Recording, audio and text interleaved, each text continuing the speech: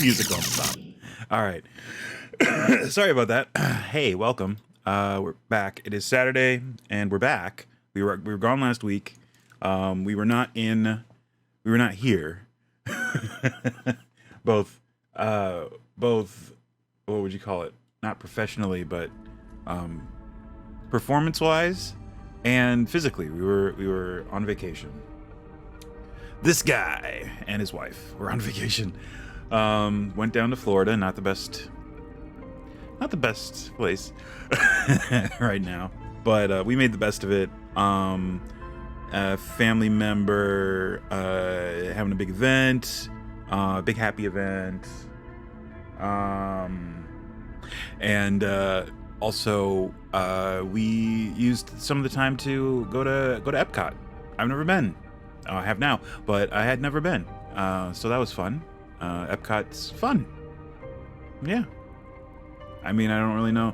There's not a whole lot of rides. It's a lot of walking, but, you know, whatever. It was interesting. The Frozen ride sucks. I think it's broken. That was my only real critique with Epcot.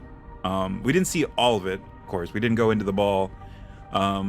Because according to my wife, it's just an educational thing, which I see no problem with. But she was like, "No, we gotta." She didn't say it like that. She's like, "Let's go to actual rides." So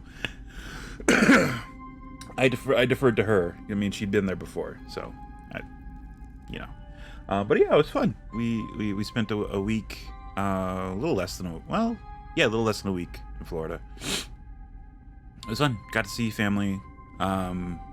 Got to do the Epcot thing, and what else did we do? Not a whole lot. we saw some areas of Florida that we didn't see before. Went to a kind of progressive area of Florida, which was neat. Gulfport, very very progressive area, and I think it's that way because it's actually off of Florida. It's an island off of Florida. So that probably helps.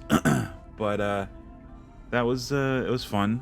But today we're back doing this. I did a little bit of work up here, waiting for the stream to start. Added some features here. Not 100% sure I'm going to keep them. I was just trying to see how it would work if and when we end up doing this on this whole level of the canyon. But today we're gonna go through. We're gonna keep going up and up. We're gonna cover everything, and then come back and do the details like this. So that's the plan. So we're gonna do some more canyon walls today. We're gonna attempt to do it in a way that doesn't leave gaps. So I'm gonna try to pay a little more attention to what I'm doing. But it's hard to do. Because I'm doing the thing and I'm also trying to talk, or at least, not have complete utter silence for too long. So if we're building this up, we already have the height that we need because we were smart and did a little ruler. We made our own little ruler before getting too far, and yeah, now we can just kind of, just go, man. Just go, man, go. Make sure we're at the right level. There we go. And just go.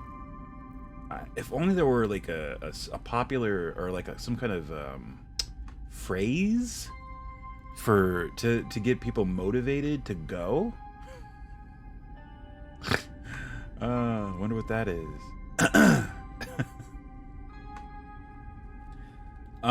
Sorry.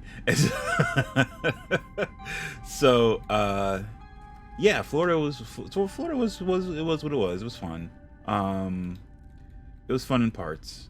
But yeah, it was good to see family, as I said. Trying to think what else I did in the interim. Was I gone 2 weeks? I was only gone 1 week. That's right. I was only gone last week. Played D&D last night, which was fun. The home game, I mean, I'm getting back used to, is that a phrase? I'm getting used to in-person gaming again. And realizing, damn, sorry, I just had lunch.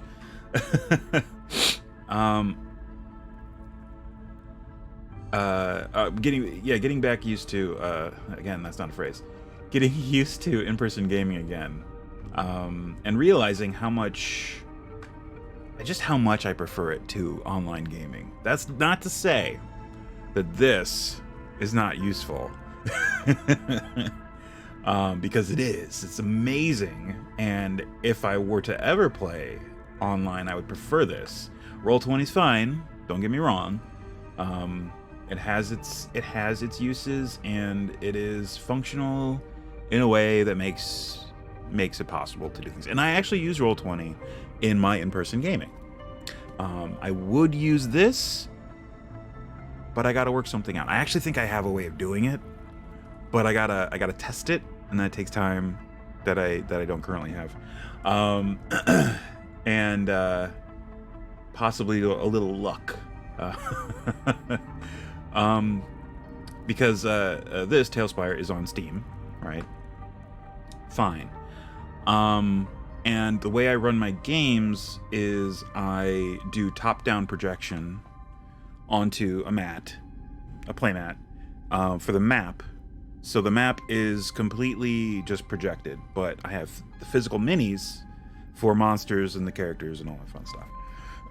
So it's a combination of the two things that I've really sort of invested in or focused on as for running a game, because I have multitudes of physical minis that I just collected in my years of running D&D.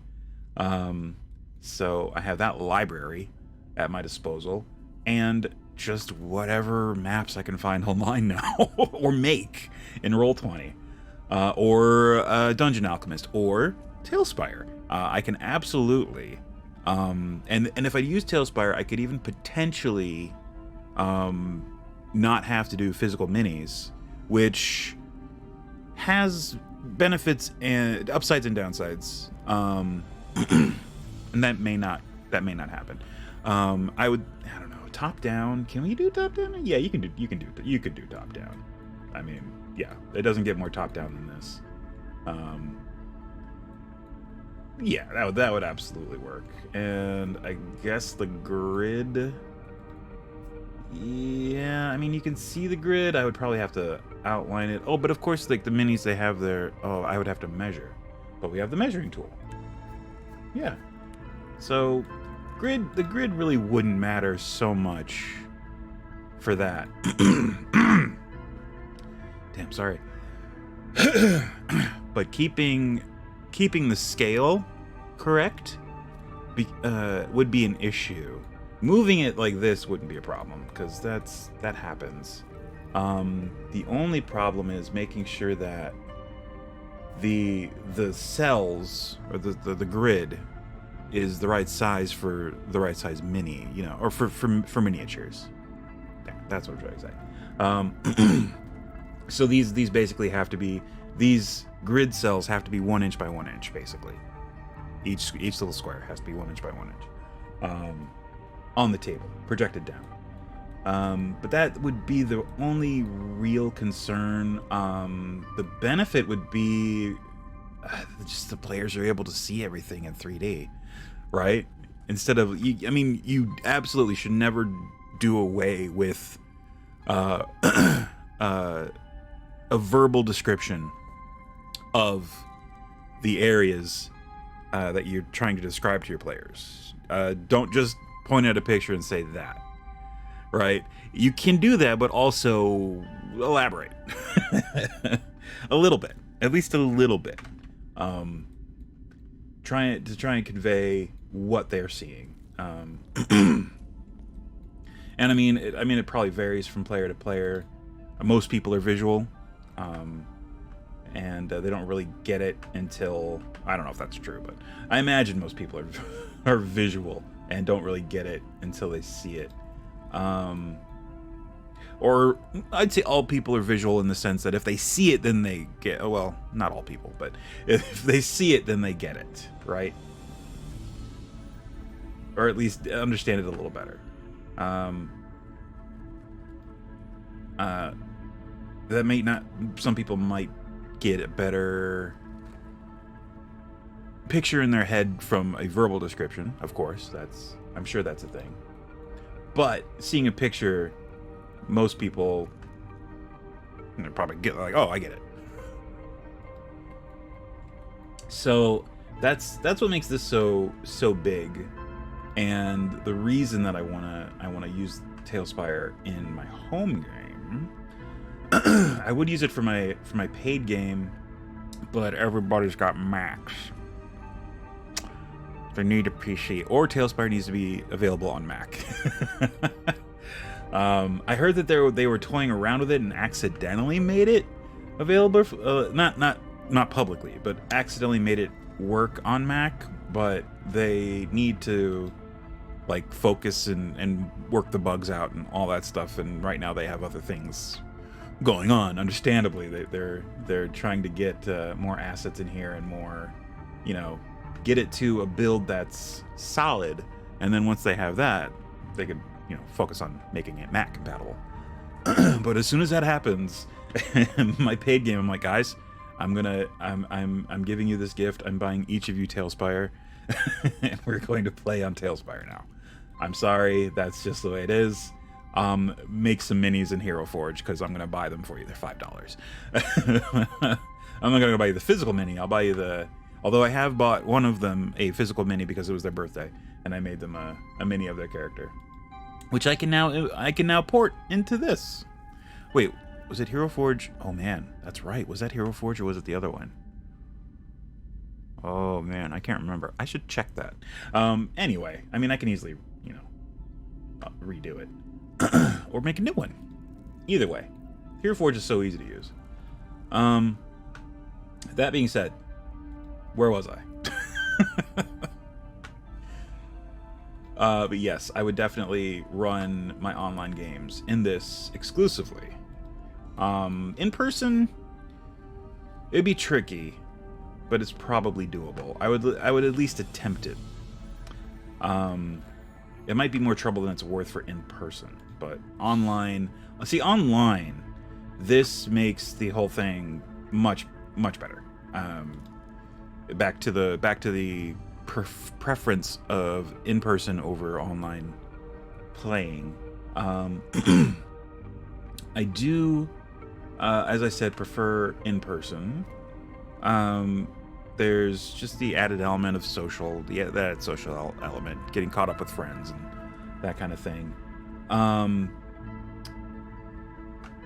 I don't know, it's just an energy that I guess as players, GMs feed off each other, it's like trying to do improv over radio or over the telephone kind of thing, trying to play D&D online. And of course we have more tools to make it easier. TaleSpire, Discord helps because you get video. Most of my players, when they play online, don't use video. And for those, if I'm with a group that does it, which is basically most groups I've run for online, I have my camera off too, because I figure, well, if they're gonna be, I'm not gonna force the issue, but visual cues of expressions and things like that, they go a long way to role playing and improvising and things like that. You can do it without it, but it's more difficult. Speaking from experience.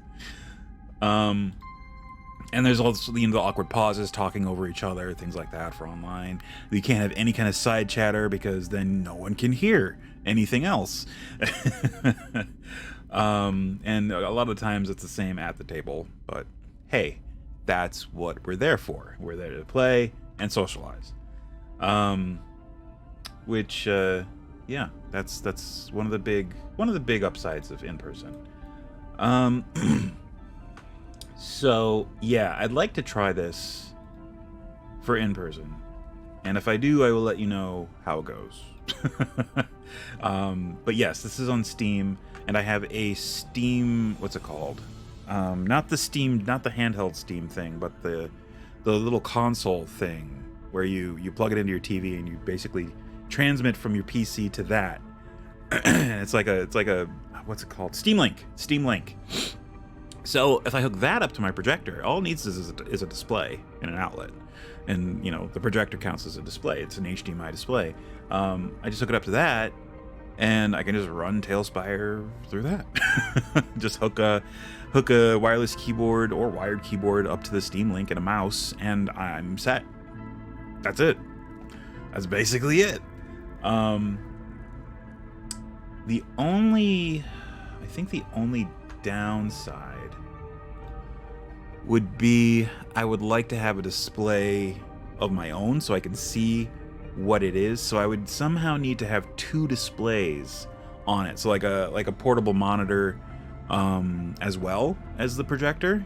So I can see, you know, normally like I would look at it on a monitor instead of having to like look at the projection on the table and like, okay, let me try and get this. You know, that it's awkward. So that would be the only hurdle to get past, and I would have to figure out how to do that, because I think you can only hook up one display to the Steam Link. And I don't know if there's an HDMI splitter I can get. There's definitely an HDMI. I have an HDMI toggle where you can switch between the two, but you can't.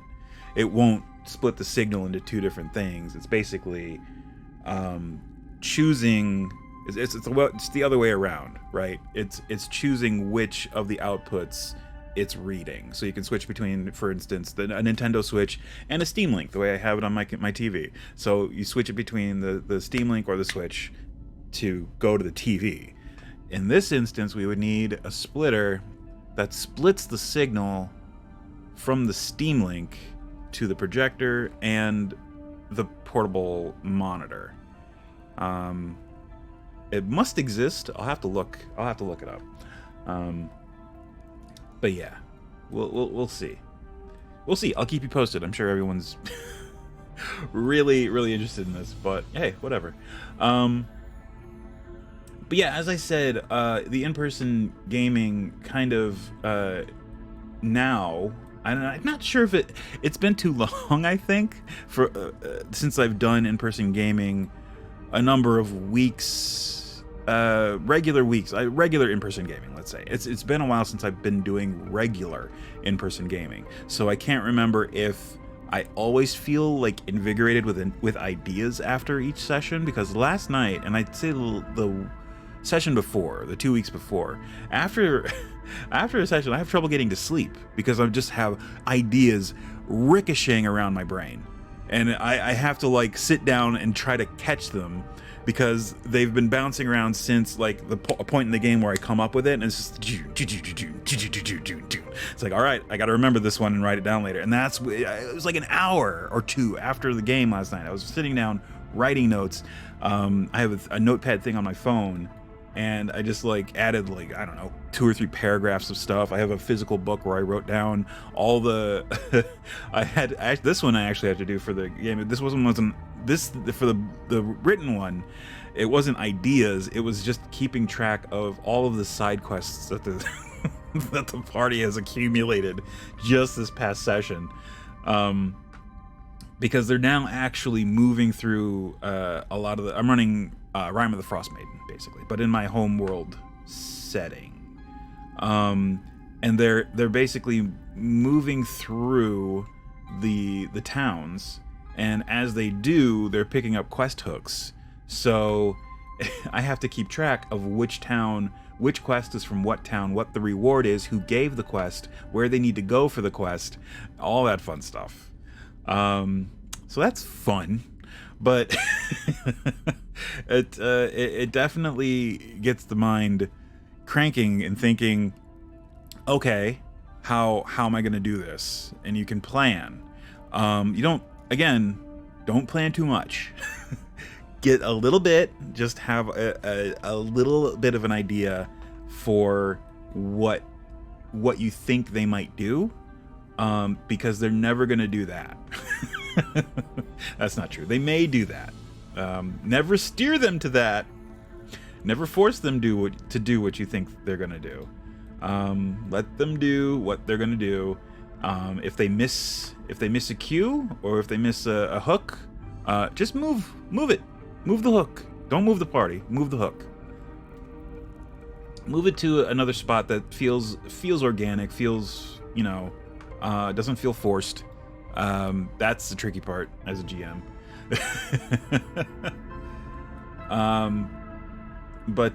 Yeah, I think it's this.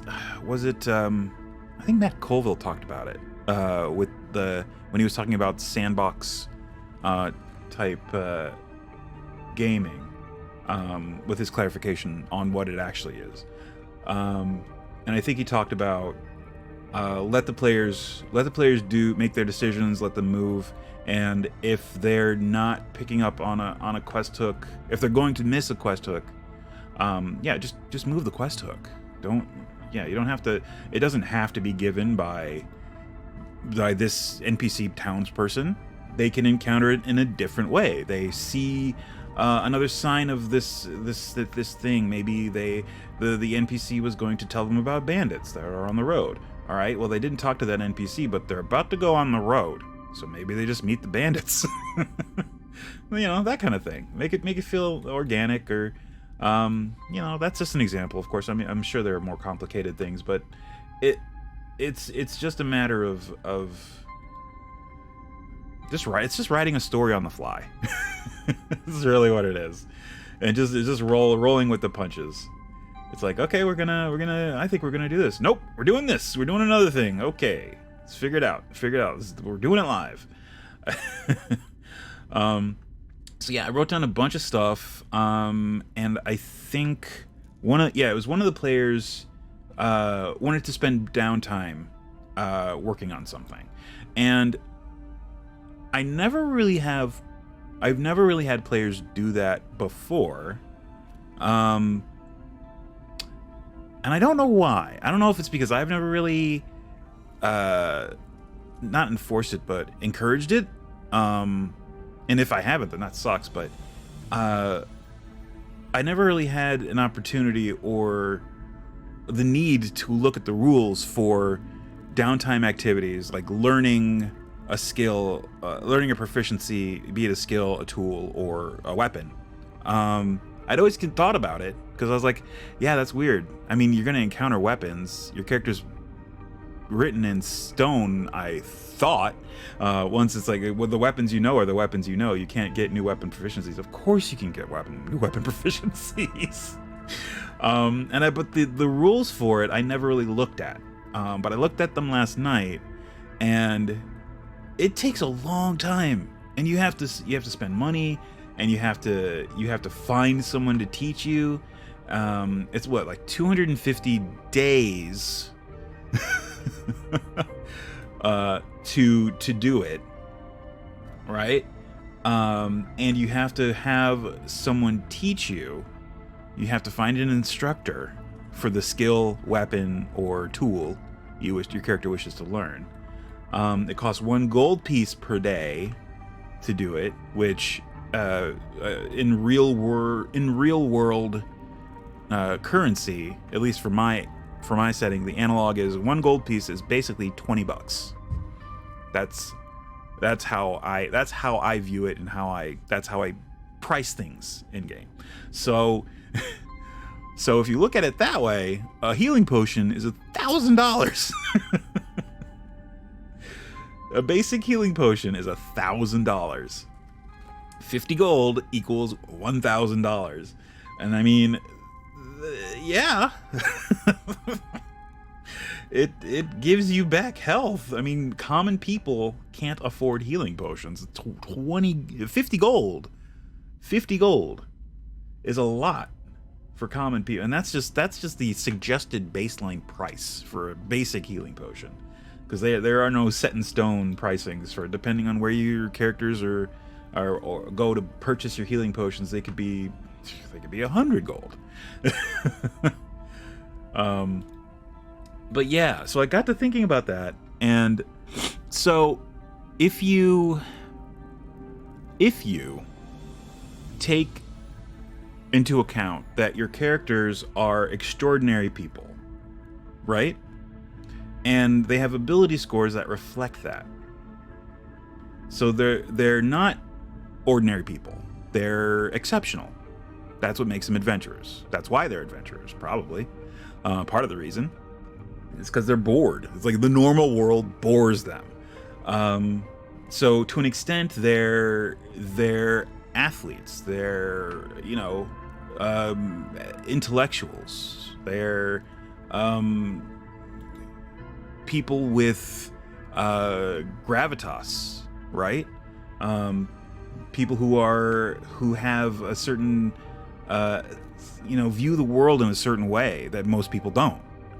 That kind of thing. So that got me to think, okay, so for learning a skill and for adventurers, of people of this sort of cloth, cut from this cloth, to learn a skill, it's not going to be the same way for normal people.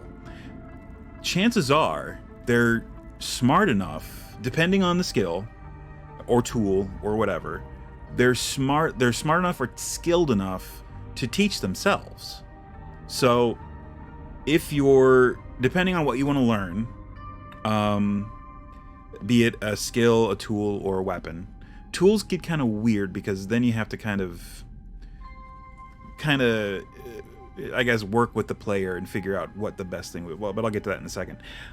Depending on the relevant ability score for what you want to learn. So for instance, you want to learn nature. That's intelligence, right? I think they moved all the knowledge skills to intelligence.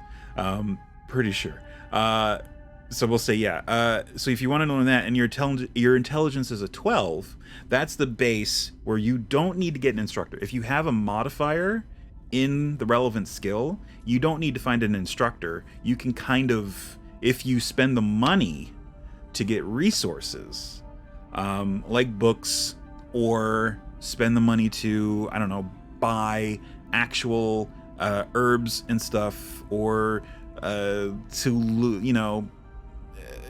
guess the only thing would be really books, or the equipment needed to catch animals and look at them, or whatever you need to do for your nature skill. You and your players can work out the particulars, the actual in-game what happens story-wise, but essentially your character teaches himself, right? If their score has a modifier, if your relevant ability score has a modifier, then you basically don't have to hire a teacher. And basically the way it breaks down as far as time, there's a base 210 days. 210. And I'll show you, you'll figure out why it's 210 in a second. 210 days minus the quantity of the relevant ability score to the skill you want to learn times 10. So you take 210, subtract that quantity, and that's how many days it takes you to learn your skill,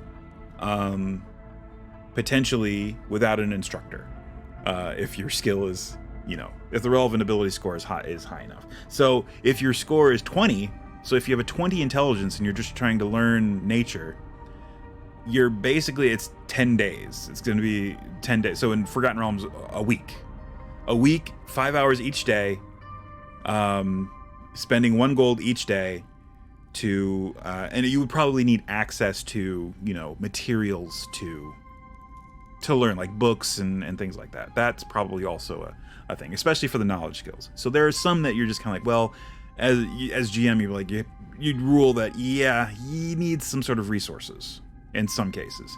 But for some stuff, you just, like, if you want to learn a weapon, you need the weapon, right? Yeah, and you can teach yourself. So if you're trying to learn how to use a bow and you have a high dex, you can teach yourself how to use a bow, trial and error, that kind of thing. You could also teach yourself the wrong way, but if your skill is high enough, right, it's assumed that you while some of the particulars might not be inherent, you can work out enough of it that you can gain proficiency to a point, right? It's just that the 250 days base, like it's just 250 days in the rules as written. It's 250 days. You have to find an instructor. You have to spend a gold piece per day. You have to spend 5 hours each day doing it. And it's too long. The players aren't going to take, unless you're going to take a huge, like, hand wave. Okay, a couple months pass. What do you guys do? Which, of course, happens. But still, even then, it's like, well, I can only learn one thing. And I mean, with your characters the way they are, it would stand to reason that they're capable enough to learn a couple things at least. That being said, I also put the codicil that you can't train yourself more than one skill at a time. In order to do that, which I could also handwave, you can teach yourself a number of talents. Like I just group them all as talents. Skills, skill, tool, weapon. All those proficiencies are under, I just call them talents. So you could potentially teach yourself more than one. I would say up to equal to your intelligence modifier at a time. But it's still going to cost you time. It's still 5 hours per day per talent, 1 gold piece per day per talent. And that's not going to allow for a whole lot of adventuring. Outside of a super high intelligence, you can join a university or something of that sort. Like the bardic schools, those kind of things. Universities, colleges, those you will essentially be paying about the same, maybe a little bit more, because you're also getting room and board and all that other stuff. And access to a number of instructors and many different things. The only thing is, while you're enrolled in a university, you can't adventure. You can't. You can't. Your time is completely taken up. So that's that codicil. If you want to learn a bunch of stuff, you roll up a new character. Roll up a new character while this one's in college, and then when he's done with college, he's back. Or you can just roll up the character that he will be when he leaves college. But yeah, so that's a very outside. That's a very outside thing. I mean, if a player is so unhappy with the skill set that their character has, just roll a new character. just get a new character. I'm sure your DM would like it. I mean, they don't have to die in battle. You can just be like, you know what, I'm just going to retire this guy. He's not working out. He wasn't what I thought. I mean, that happens a lot. Characters, either the class or the race or something, is not what the player thought it was. So they're just kind of like, I mean, I've had that happen a couple times. But yeah. So yeah, that was my thought about proficiencies and all that fun stuff. And of course, like the relevant ability score for weapons, it's either strength or dex. Because if it's either ranged or a finesse weapon, it's dex. If it's a thrown weapon or a melee weapon, it's strength. It's that simple. There might be skill checks needed in the course of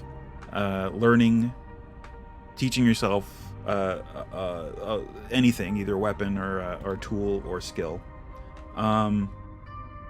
So I have that in there as an added codicil. But yeah, I'm gonna test it. I'm gonna test it out, see how it works. Because I also added to my world a while ago from 3.5 the skill use magic device, because I believe Cody over at Taking 20, the YouTube channel, he mentioned that in a video, and I thought it was interesting, and I added it to all my games because I thought, you know what, yeah, it's why not? And it certainly opens up. It makes treasure more interesting, because a lot of times for parties, if they come across a treasure hoard and it's a bunch of scrolls, they're like, we can sell them. It's like, yeah, but their spells, man. Some of these are good. I think the party that one of the groups I have, I know for a fact that they have a scroll of reverse gravity. I know for a fact. Because I remember because I put it there. There is 100% a scroll of reverse gravity floating around, and they're just kind of like, which is why I added the use magic device skill, because now anyone can use it. They just have to make the charisma check, and now they can train themselves in it, depending on their charisma. But yeah, you know, and of course the skill check might come into play. There might be a mishap. But yeah, I mean, that one's going to be kind of tough because well, it's not just scrolls. It's also like the ability to attune to an item that you normally wouldn't, like an item that's just for clerics or just for druids, you know, that kind of thing. You can attune to it, and use it as if you were that class. I don't know if there's any kind of time limit I want to put on that. Maybe you're attuned to it until your next rest, right? Maybe that's good enough. So you have to remember to attune to it again. And if you take a short rest, you're gonna have to take time to attune to it again and roll the check again. That actually seems pretty good, because players love their short rest. Can we take a short rest? Then you get the players, I don't know, I don't want to lose my attunement to this. It was so hard to attune to it. Yeah, I mean, it's I don't know if it's enough, but it's something. It's something of a drawback for that thing. Like the attunement isn't you attune to it, but it's not completely solid. Like if you rest, it's gonna break, that kind of thing. I kind of like that. And of course, the difficulty of attuning to certain items, depending on their rarity, increases. So for like a common magic item, it wouldn't be much, but for like a rare magic item, it would be kind of difficult. For an artifact, it would be almost impossible. Yeah, artifacts would probably be like, go ahead and roll. If you roll a 20, you do it. You need a natural 20 to do this. And even then, you're only attuned to it until you rest again. So,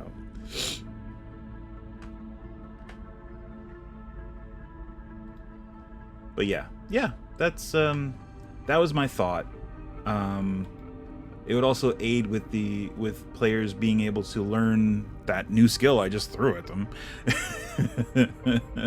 For my in-person game, I threw it to them at the beginning of the game.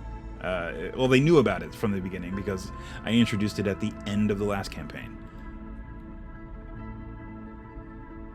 So cool, yeah. I'm interested to see how it'll work.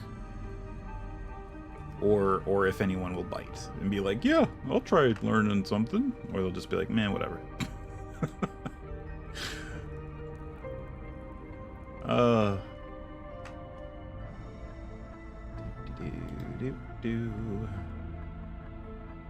What else was I gonna talk about? I got super sidetracked on proficiencies and learning proficiencies. Oh, working more on our stream. Oh yeah, that's right. Our stream 2 weeks ago was April Fool's, wasn't it? So we didn't do this. We did Mario Maker. That's right. So I'm making progress on Ocean Palace, which is the fifth, I believe the fifth palace from Link's Adventure. That I am recreating in Mario Maker as best I can with the tools available to me. But yeah, Ocean Palace is feeling good. It's definitely, I don't know if it's the hardest one. That first Parappa Palace is tough just because Roy, is it Roy? No, it's Morton. Morton is the boss at that one, and the way it's all set up is it's a little unforgiving. It's very straightforward but unforgiving. You can't get hit. Well, you can get hit once. You can get hit once by Morton because you have there's one backup Master Sword. You have to finish the level as Link. I have it for all the. I actually had to re-upload Island Palace because I realized I didn't set that clear condition, and I actually also edited a few things because they didn't feel right, and they were a little what's the word? Bad. Like the whole getting into the palace thing was a little wonky. I had to make a failsafe there, and there were a couple other things in other parts that I kind of swapped out or got rid of. Yeah, I re-uploaded Island Palace. Yeah, Parappa Palace. I would say that it's probably got the most difficult boss fight. It's the first palace, but it is like, it's a, Bowser. It's basically a Bowser castle, as in the equivalent of Mario, because this is gonna be basically like, it's a Mario. I'm doing a whole world, so it's gonna break down in three actual boards. Each one is gonna have 2 palaces, and there's gonna be 3 because you can only do, is it 6 or 5? I think it's 6. I think it's 6 stages per board. So there's going to be 4 like in between things, other stages between the palaces on each board. So this is a big. Once it's done, I'm putting it up. That'll be it. But it'll be a whole little Link's Adventure thing, and I have some ideas for some non-canon. Like in between stages that should be interesting because you can only do so many. It's like, oh, let's cross this bridge and dodge all the cheeps, which is a very close analog to what you do in Link's Adventure. Or let's go through this forest and dodge the spiders and what do you call it? What are Ganon's minions called again?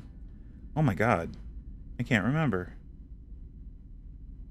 Bokoblins, right? Bokoblins. Dodge spiders and bokoblins. Well, we can't do spiders in Mario Maker, so we'll have to figure something out there. But I'm sure we can do something. Oh, you know what? I just thought it'll be probably a claw on a track going up and down, and if it grabs you, it pulls you up into a spike. Perfect. All right. Sorry, thinking out loud. But yeah, I've made some progress with Ocean Palace. And I think that's the one where you get the flute. Now, I will say I haven't played these stages. I've seen them played. So, I'm going off of that and the maps of the stages that I find online. Which, some of them have aided in my translation into Mario Maker. And actually, I'd say all of them have. Because it kind of, in the way they're displayed, it kind of show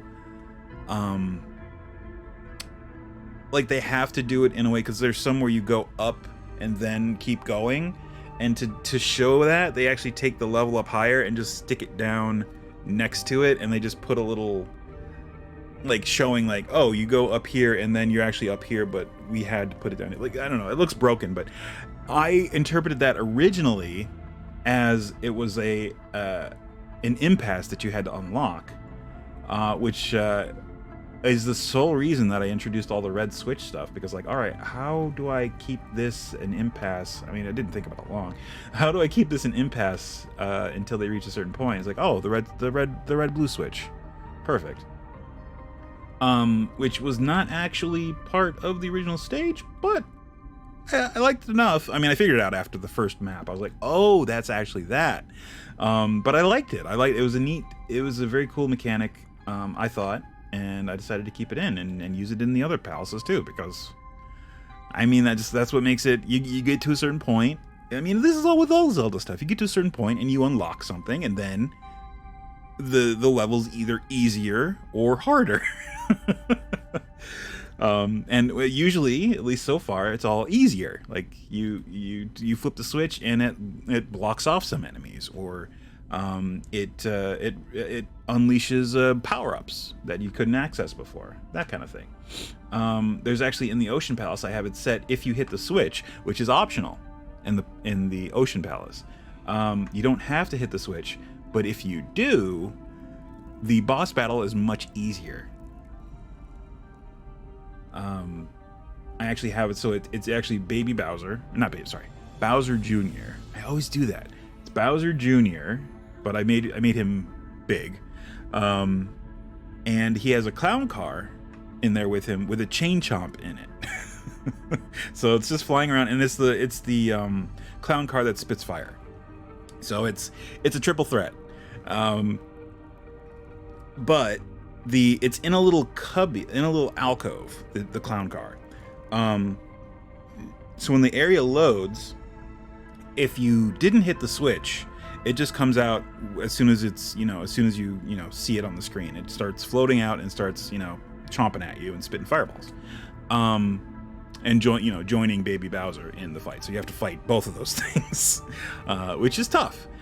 If you hit the switch, it can't get past because it has basically a wall of the blue blocks, which are, once you hit the switch, they become blocks. And it can't get out, and it's just locked behind this wall. If you get too close, it can still chomp at you through the wall, but it's easily avoidable. And that also unlocks a couple power-ups in the boss fight room. There's, I think, a Shelmet and a pipe that just keeps spitting out Master Swords. Because, So if you hit the switch, the boss fight is very easy. If you don't hit the switch, it's very hard. And I will say, getting to the switch is difficult. So, there's that.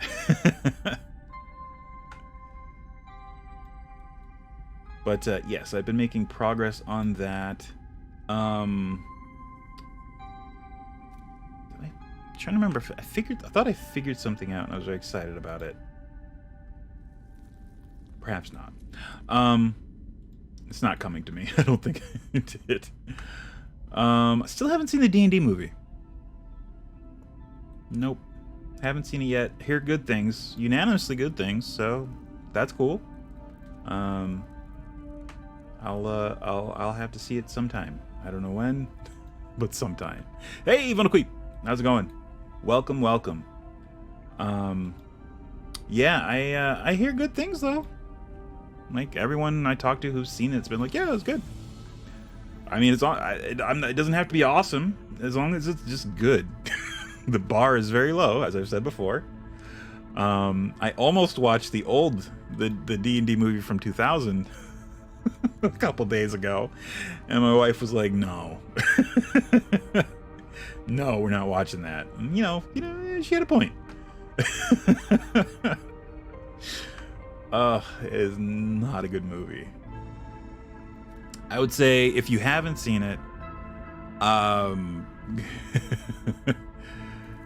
In the Name of the King by Yui Boll. Oh man, maybe. I haven't seen that one. Name of the King.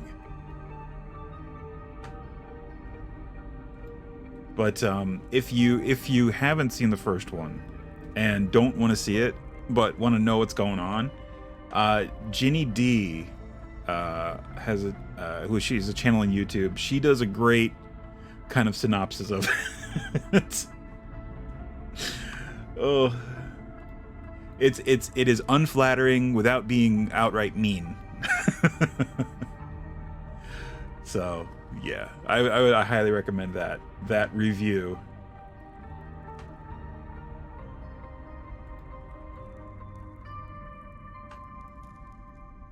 Boop and boop and a little bit that. Oh, too much that way.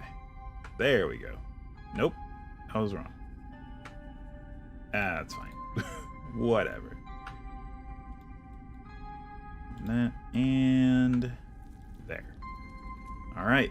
I think methinks that is that wall. Whoop. Yep, that's that wall. Cool. Now let me get rid of this ruler since we don't need it anymore. Oop. I don't think there are any gaps. Again, I'm gonna go through here and look for them off stream because it's an incredibly tedious tedious task to go through there. Ooh, are we gonna wait? Hold on. Oh, okay, okay. No, we're fine. We are okay because I'm pretty sure. Let me see here. Whoops. Yeah. Okay. So the back row. Let's see. This level is going to go up another level before it actually gets to this point. So I think we're all right. Let me just take another look through and make sure that we're not going to run into any issues. Yeah, there's nothing super high over here. And again, it's going to go up another level before it reaches this stuff on the left. Yeah.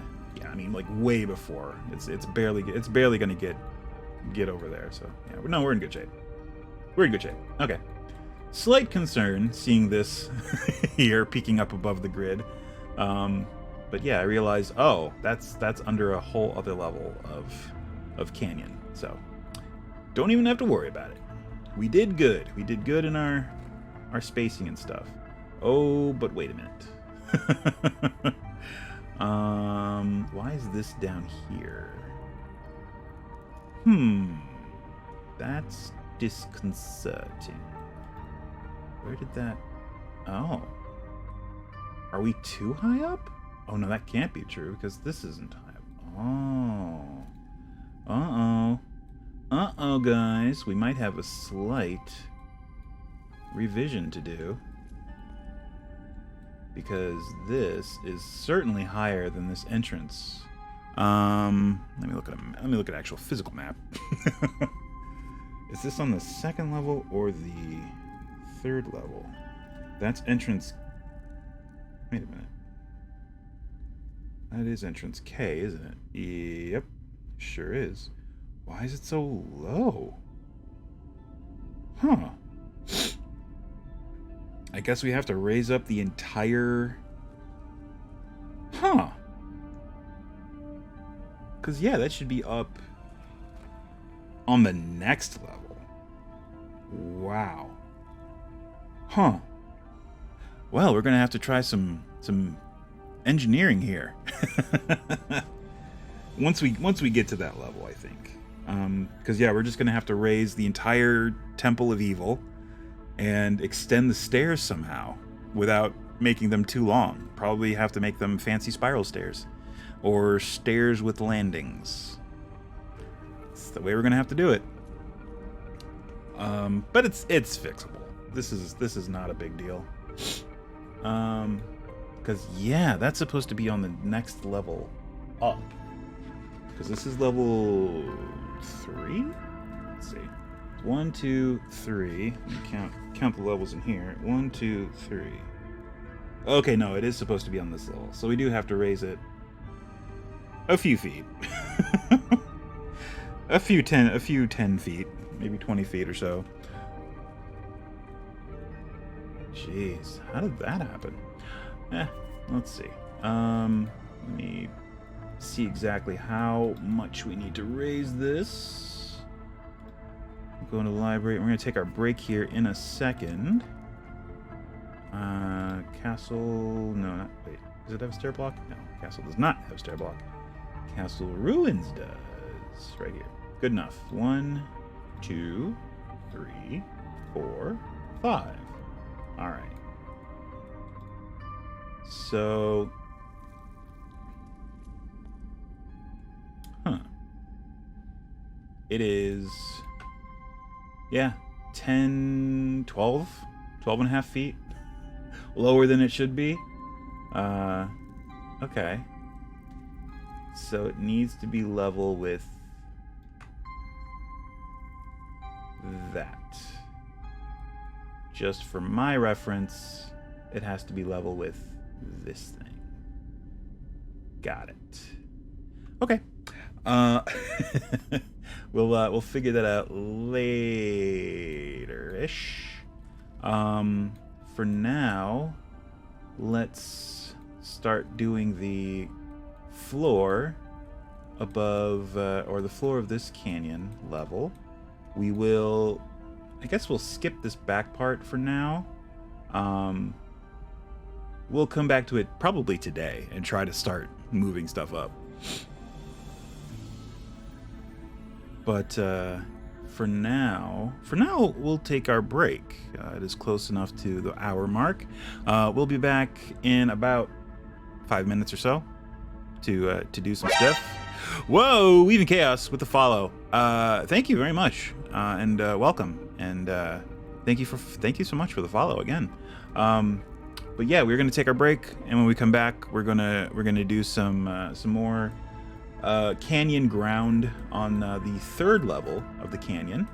And after a certain point, like when we get to about here, when we can't go over here any further because this is in the wrong spot, we'll move this to the right spot. So don't go nowhere, or if you do, go, but then come right back. See you in a second. Hopefully the music will start playing. Here, let me actually select the music player before I hit the button. Maybe that'll do it. Fingers crossed.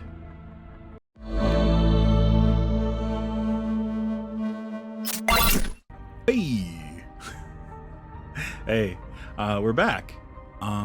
So okay, I started putting some grounds down. Put the grounds down here.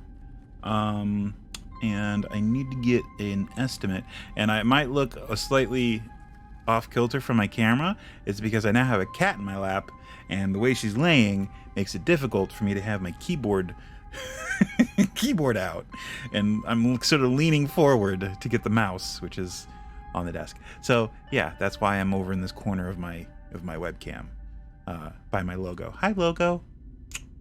Hi logo. Sorry, I need a map. Let me just click on this. There, now I can see a map. All right. How many squares is it on the 1, 2, 3rd level from the edge of the 2nd? So let's see. 10, 20, 30, 40, 50, 60, 70. Okay. Fair enough. At least where we are, it's 70. How much is it over here? Okay, over here it actually goes off the edge. But that's 10, 20, 30, 40, 50, 60. We'll say, yeah, so 70 feet from the edge to the wall. From the window to the wall. 70 feet. There's the answer that was it Lil Jon? It's Lil Jon, right? Yeah, Lil Jon. That's what he wanted to know. That's the whole reason that the song was. No one has any idea what I'm talking about, do they? Oh boy. All right, so that's 30, 40, 50, 60, 70. So to there, and keeping in that kind of area as we come around here. That's gonna, yep. Ooh, it's just barely gonna miss that, but it will miss that. Let me just double check here. We'll do this. It's ish. Ooh, it's gonna hit right there, but that's fine. That's still. Oh, hold on. Make sure I have clipping. Oh, for some reason it doesn't want me to do that. I'm gonna do it anyway. And it's not exactly correct. Ooh, that's gonna be a little tricky. I mean, I could lower that, but let's see. That's 10, 20, 30, 40, 50, 60. So 10 more feet. Yeah, I'm gonna have to lower this slightly, but I think we'll be okay. Whoops, I meant to copy that. It's there. That's 70-ish. Does it dip in on the corner, or as it rounds that? Let me see. Whoops. Oh, no, yeah, it definitely dips in. So forget 70. We're looking at 10, 20, oh wow, 30-ish. 30 diagonal. So 3 squares end to end. So it's more like this. Whoops. Whoop, that works. Yeah, it's more like that. So yeah, if that is what we're working off of, I think we can make. Well, yeah, I think we can swing that. That's a good amount of distance, because that certainly narrows as it goes through this. Okay, cool. Not a problem. We can work. I'll just leave these. I'll just leave that there. This is a reference, so I know what I'm doing once I get to that point. Oh, you going? Sorry, my cat's leaving. She's had enough lap time. All right, cool. She gave me a few little kisses on my hand and was like, all right, I'm going. Are you gonna oh, did you get too hot? Yeah, she probably just got too hot. I put the blanket down. She's what we determined, which is interesting. I always thought she was just a long hair Bombay. She's a Norwegian long hair. Look at that. Learning things. All right. Okay, cool. That's the right level. And we're just going to more or less just, I guess we can just paint with these things, right? Because we don't really need too much precision here. We just need to lay down some tiles. So copy.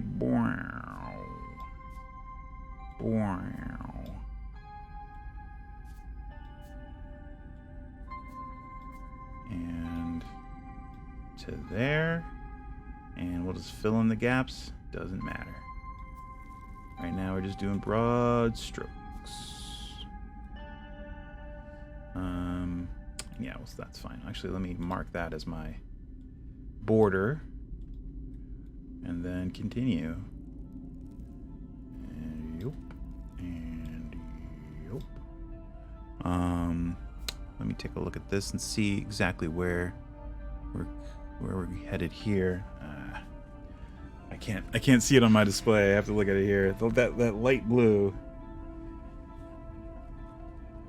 Okay, so it does narrow here. Oh, actually, it just narrows because the wall below dips in. So that makes sense. All right, so stay the course. Maybe adjust slightly. Come in 5 feet, maybe.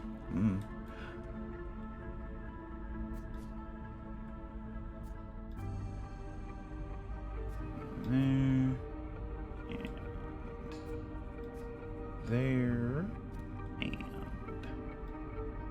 there, and there. Let's get rid of this one. Coming in. Ooh, dang. That Control Z. There. Control. If you hold down Control, that also adjusts the height of your grid. So it's a little tricky. When you're undoing something, take your hand off the mouse. I haven't quite gotten that. I haven't quite gotten that.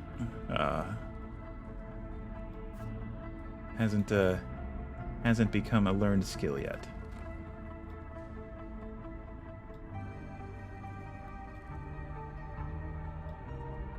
Oops. Yeah, again, there I go. It's just too much time using the Adobe Suite, where you can keep your hand on the mouse when you do Control C.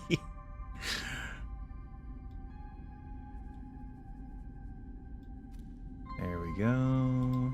Whoop. Yeah, that's fine. All right. So here it's gonna start coming in. I guess we'll do another 5 feet here, in from the outer edge.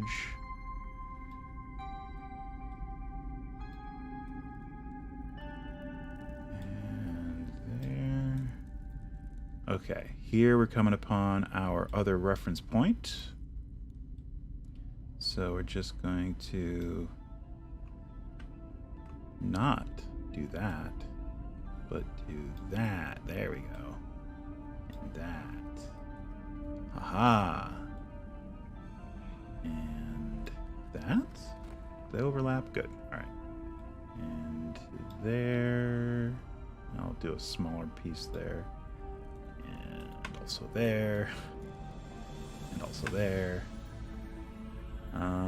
Okay. And as we come around the bend, there it is.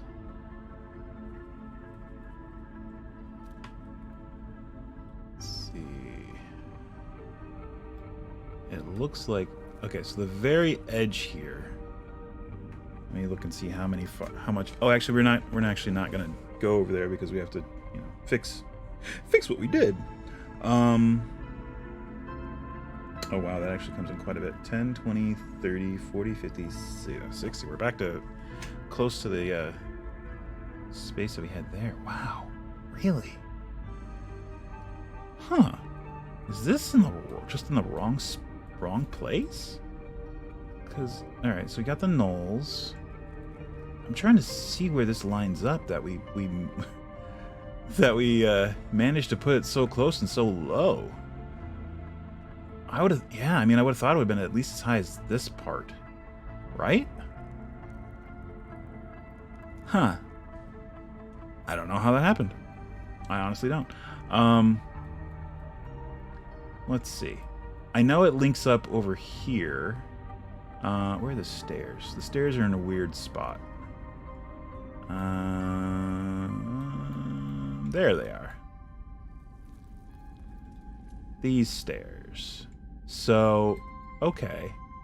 But if we move it out and up, we can probably put them where they originally were supposed to go, which is like right here.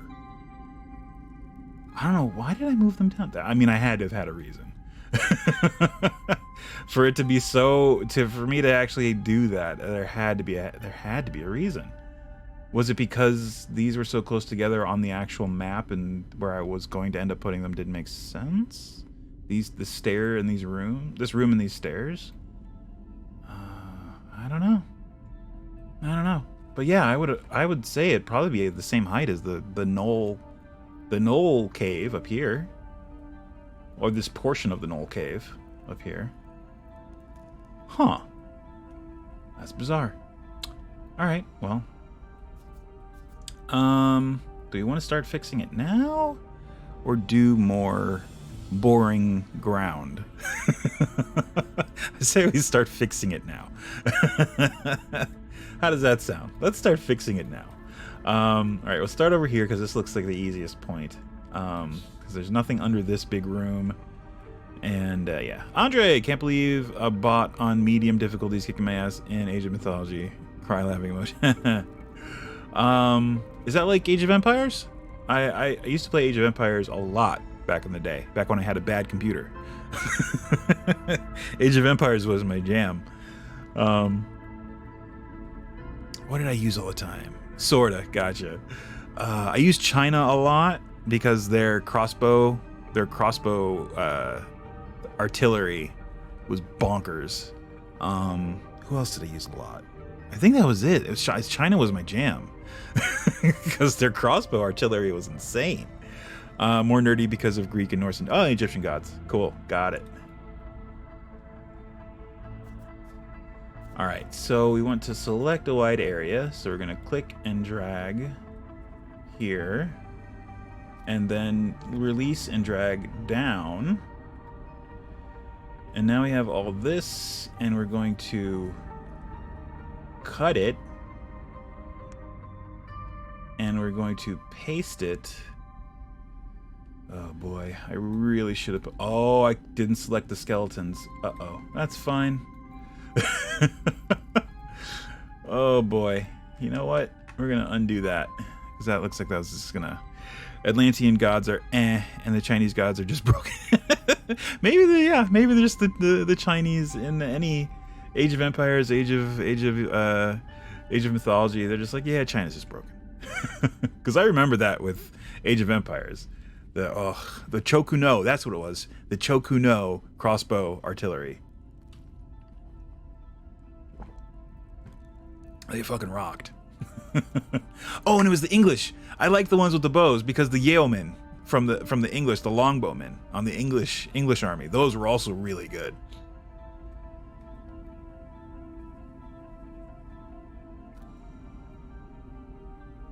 All right, so I'm gonna I think I'm going to take this whole bit here and try to move it up and out. And I have to look at a map now to to figure out what the hecky. Okay, so there's 40 feet. No, I'm sorry, 20 feet between. Why did I put that so close? That's so weird. Yeah. I mean, there's clearly space on the map that I didn't recognize. All right. Past me. What were you smoking? Okay, let's try this again. Let's put a reference thing somewhere so we know what we're doing. Let's get rid. No. Don't wanna do any of that. There we go. Okay. All right. So reference piece. I'm just gonna put an actual one of these right here, and I'm gonna put it 20 feet. There we go. So I now know to move this up to here and 20 feet out that way, and to line this corner up with the corner here. There. That's simple and effective reference. Let's see if it works. See how it doesn't work. Hopefully it works. All right, I need to be able to see all of this, so I'm going to actually zoom out a little bit and kind of click and drag this whole thing. And again, it won't get the skeletons or the other enemies that I have in the room, so I'll have to remember to go in and move those after the fact. Whoa, okay. Whoas. I got to get a better angle. Okay, yeah, we're going up. We don't want to go up. There we go. Just down to there. Got it. Okay, and cut. And we did not get the floor, so we got to try again. Oh boy. Oh boy. Okay. Whoops. And why is it? Okay. So click and drag across all of that. And then click and drag. Should get a better angle. Drag down. And there's nothing below this, so I can actually go a little bit below and not have to worry about hitting anything else. So cut the slab. There we go. Then we make sure our grid is... Oh, here's where perspective... Oh, here we go. Perfect. There. Now we're good. Aha. Yeah. There we go. That's where it should be. And now I gotta move a bunch of skeletons and zombies. Okay, so the rest of this should be fairly simple because we're just lining it up with what's already there. So, all right. But we do have to be careful and make sure that there's actually nothing beneath this. At certain parts there is, and stuff very close, like right here, where these two rooms are real close to each other. Got to be a little careful. But I can actually come out to that one. I could probably just do this section here. All right, so from this corner then, let me get at a good position. And selection tool. I'm gonna start further out. Sorry. Right at the edge of that, right in the corner of that cell. And then out to here. And then slightly adjust the angle and drag down until the floor starts to do the little bounce, bounce, bounce. And then click, cut, move the grid, rotate your perspective, make sure we're okay. I'm just trying to line my grid up. Oh, I think. There we go. It actually lined up perfectly. Excellent. Okie doke. Now, we're going to do this section here between what we've already moved and the stairs below here. So mostly this room and this part of the hallway. We do have this little... Oh, this is the entrance. That's right. That's fine. That's going to be a very small move, but we'll probably do that one last. Hopefully we don't forget. Don't forget me. Hey, me, don't forget. Oops. There we go. Okay. Selection tool. There it is. There. Click and drag over. I guess I can come out a little bit there. Over to there. And then down until the floor makes the little bounce. There. And then cut. And then adjust perspective. And I'm probably going to have to do it from this side. Yeah, 100%.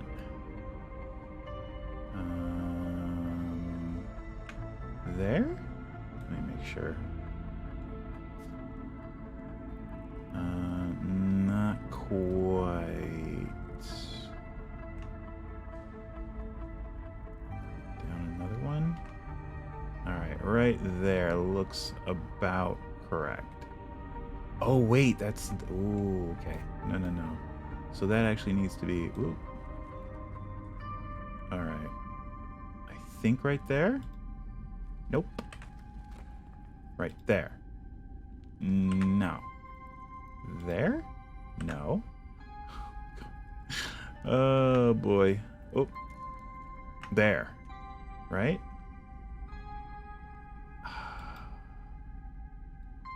No. This one's a little tricky. Oh, did I not select the floor? What's going on here? Oh, I don't think I did. Shoot. Sorry. Yeah, this one's tricky. We might just do this in pieces here. So let me get this hallway first. And then... Actually, is that... Oh, that is up higher. That's why I'm having such a problem. This room is up higher than this room. Alright. So, yeah. We're going to do this hallway first. Do the entrance. And then we'll do this whole thing plus these stairs and this part of the hallway so we know it'll line up. There's a smarter way to do this. Alright, here we go. Actually, let's start from this corner. Clicky draggy over to this point. And then perspective change. Go. Okay, so now we have to worry about getting the areas below. Yeah, you can see those walls down there just below starting to like move. That means I'm starting to select them. So we want to get it so we just select the floor. And hopefully that'll do it. Alright, and that should... Ooh, not quite. Not quite. Down another one. Still not quite. Down another one. Whoop. Oh no, did we select something from below? I think we might have. Whoops, that's not the right spot. That's also not the right spot. That's also very not the right... Whoa, our grid moved again. Gosh darn it. Nope. That ain't gonna do it.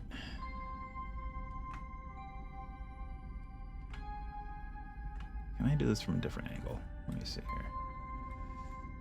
Alright, yeah, this... Oh, yeah, there's a little... Yeah, alright. There's something there.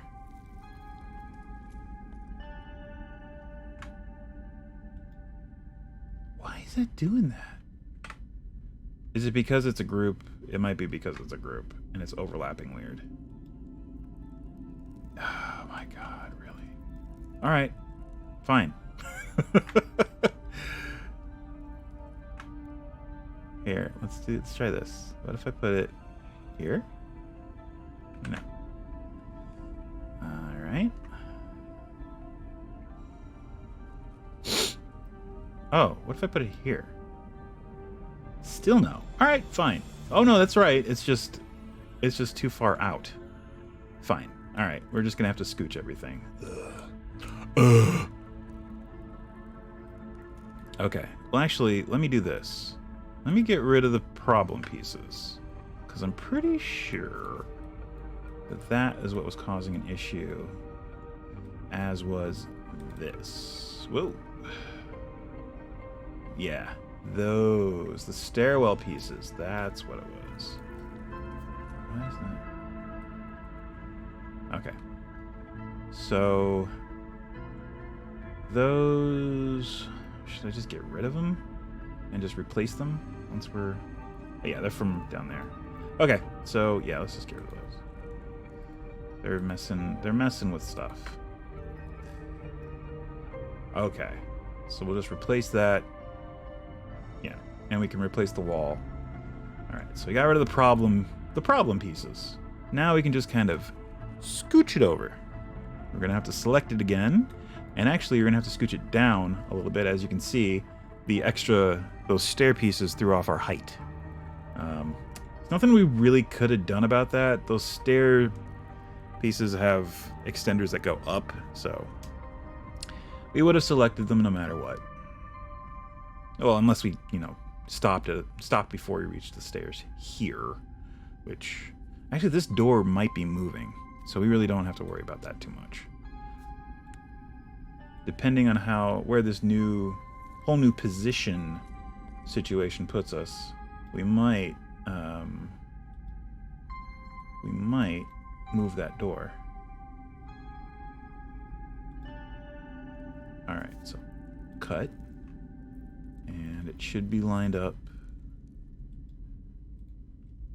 There we go. Beautiful. Now we just have to replace the wall.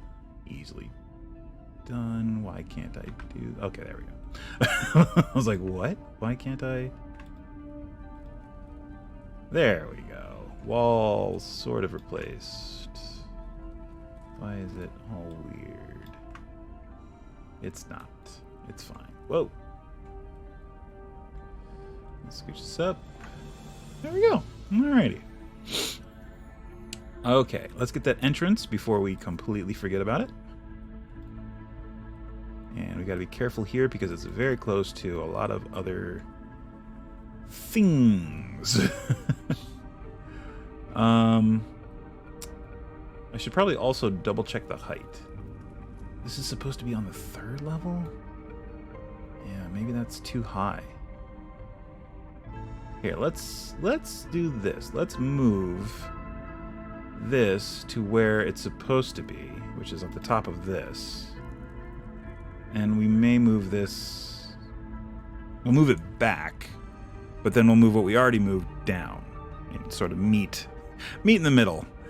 I think we may have put it up too high, and we'll rectify that before we get much farther here. So selection tool, select what we don't want to move. Scroll down. There's nothing beneath this, so we don't have to worry about that. And then cut. Oh, okay, we didn't go down far enough. Okay. Can really just go for broke here. It doesn't really matter. There's nothing beneath it. There we go. And then cut. Aha. And paste. It has to be flush. Make sure I'm doing this right. Flush with that. But back. Ooh. Back here? Trying to see where it lines. Yeah, that looks... Yeah. Whoop. I had it lined up and... No, it's not. Oh, right about there, I would say. Whoop. Oh, hold on. There we go. I think I hit the wrong button. I think that is where it's gonna need to be. As far as height and position, that one is now correct. As far as I know.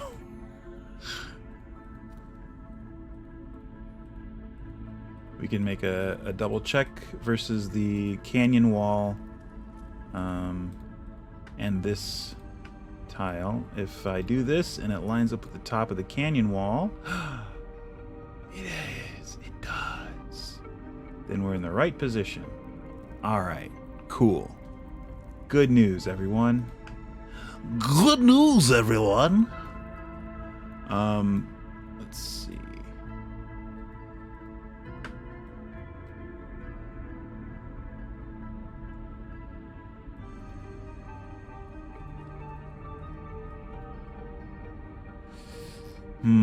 Yeah, I gotta move more stuff. But yeah, I think we'll be okay. This stairwell, oh, was it? No, because that only connects with this, which shouldn't be an issue. And that links up over here anyway, so yeah, it's definitely not an issue. All right, so I'm gonna grab this bit and put it up here. So let's see here. Clicky draggy. I guess I can't really get the stairs, right? So I guess I need just this part of the hallway without grabbing the stairs? Ugh, that's a pain in the butt. Well, yeah, it shouldn't be so bad. Oh, we already got a part of the stairs right there anyway. All right, well, we'll get the other bit. We'll finish up that portion of the stair, that step. So we'll get the door and that, and scroll down, not too far. To there. Select and cut and scooch up to there, and boom. Aha! See, why can't they all be that seamless? Painless, perfect. I don't know. All right, cool. So now let's do this room at the end here. Click and drag. Well, we're taking a break from I didn't play Blades today, Blades in the Dark. We're taking a bit of a break from that. So I didn't have to get up bonkers early this morning. But I do miss the Blades. It's fun. It's a fun time. All right. Hopefully I'm not selecting anything. It should start back up soon. Oh, I can just do Control X. Control X. There we go. Of course I can. Sick. Very common shortcut. Ooh, hold on. Double check my heights here.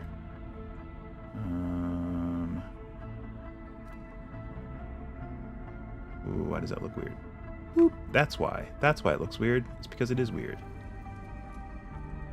That should do it. Yeah, boy. Hell yeah. All right. Cool. That portion is elevated. Oh, to the wrong elevation. It's fine. Now I got to move all that down. Oh, God.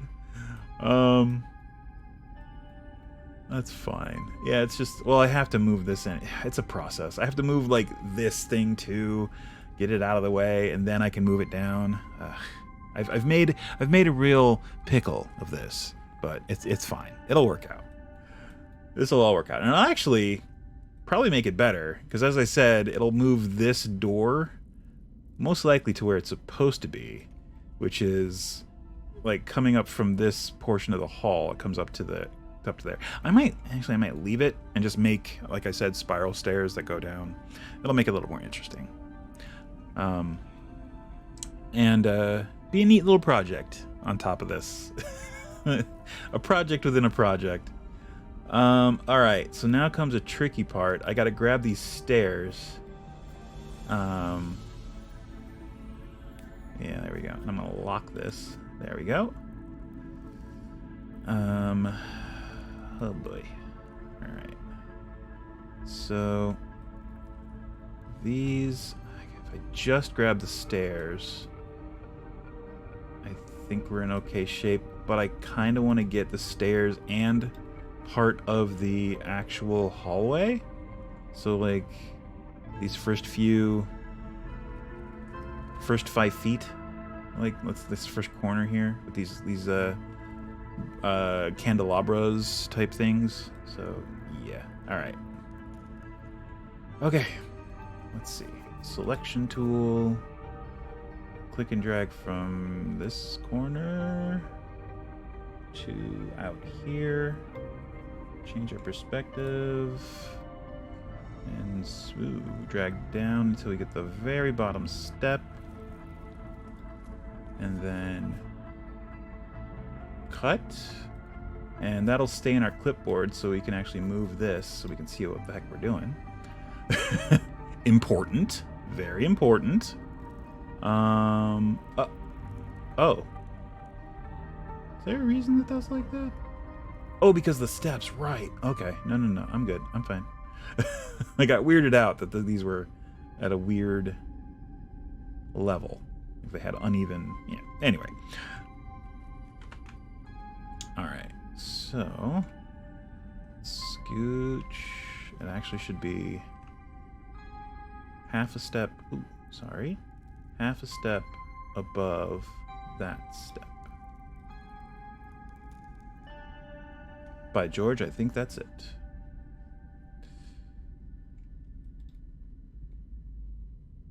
Yep.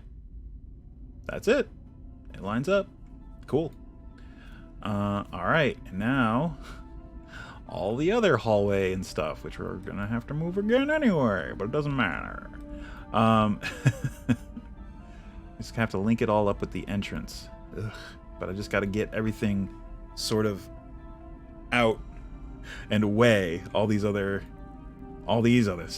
stuff over here I gotta get up and away here. Alright, let's make sure we're not... Okay, we're not in any danger of hitting the stairwell that we need to alter. What's all of that? Is that just another... Oh, that's the entrance. Duh. Alright, so... I think we can get pretty much this whole hallway in one go and line it up with this, since we know the level it's supposed to be at, since we got a portion, very small portion of the hallway in our last copy. So let's go from... we'll go from this corner to the opposite corner. We'll say here, so we get a little bit of that room on the right. And let's make sure we're getting that floor.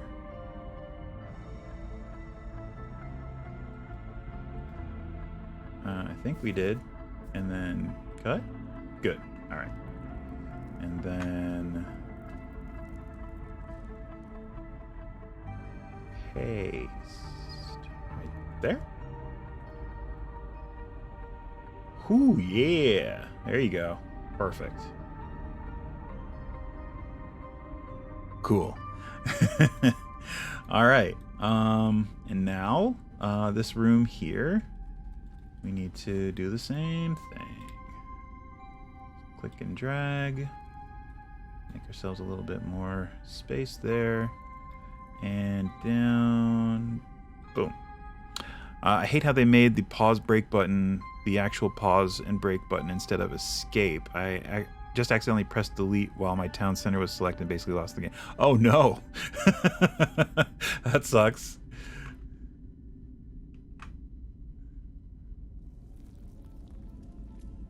Let me zoom out here so I can see what I'm doing. Right there. And I think... Yeah, perfect. 9 p.m. not optimal strategy. Yeah. Okay, cool. So we're in good shape. We have no intersecting things. I still have to move all these minis back up. Or not yet. I still have to move these rooms again. But eventually I will move those minis to where they're supposed to go. Alright, so now we don't have to worry about these rooms yet. I'm not going to move these rooms over here twice. I'm going to move these to where they're supposed to be now. Not where I thought they were supposed to be. Okay, so this hallway sans the piece of the stair portion that I actually accidentally got last time.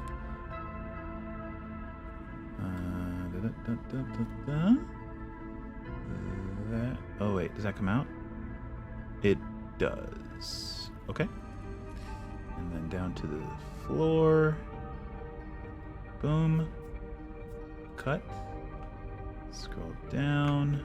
Zoom in. Okay, here we might be in trouble with this. Nope, actually I think we're okay.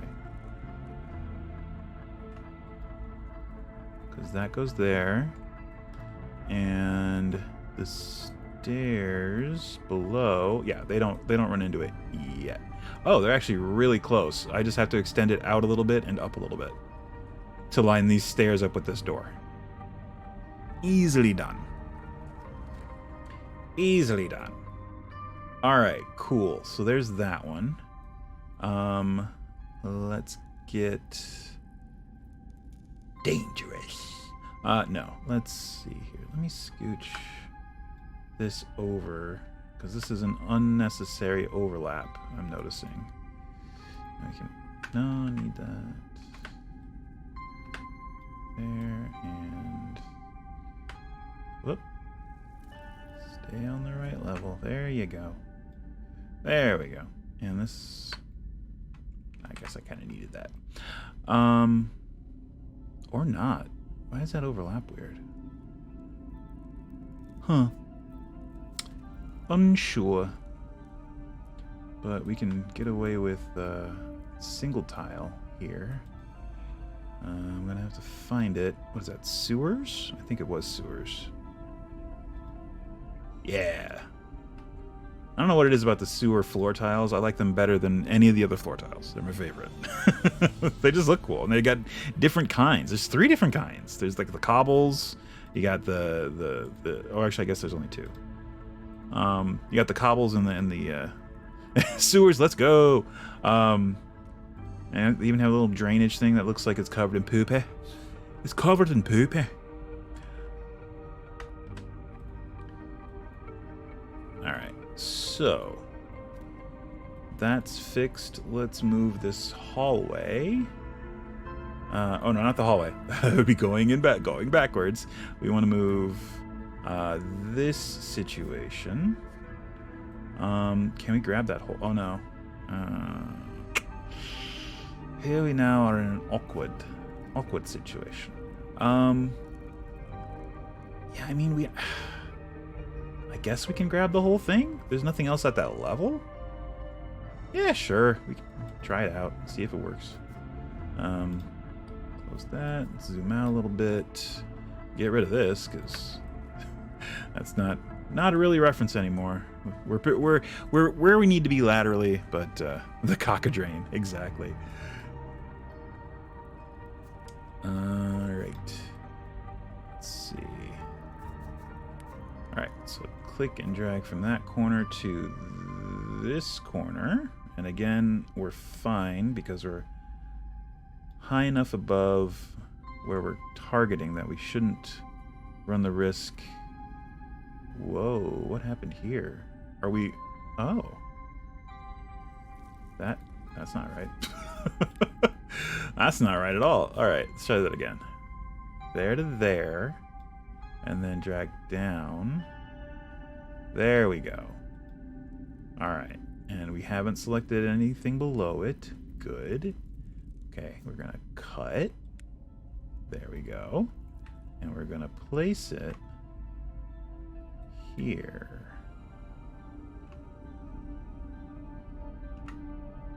Right there.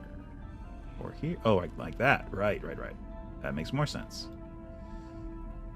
Oh, and that also makes more sense as to why that wall came out like that. Well, that's my fault. And then do. There, fixed. Okay. All right, cool. Yep, that whole portion moved down. Now I can move the minis back to where they go, because they are now actually where they're supposed to go. All right. Why was my position so off? That's so weird. Oh, I need to... Where are my hide volumes? Are they in a hide volume? I think they are. They certainly are. And I'm also going to have to delete that hide volume, because I'm going to need to move it. Now, you can't move it. You can just remake them. Okay. Skeletons. Whoops. Whoa. Okay. Well, actually, it's easier to just shift-click. Shift-click. Shift-click. Just going to get them all in the room, and then position them where they actually need to go. Because if you just try to move them, they're not going to move where you want them. If you just click and drag with them, they're just going to drop to the very floor of the board, and you'll be frustrated and sad. Whoa. It used to be you couldn't right-click when you had a shift-click thing.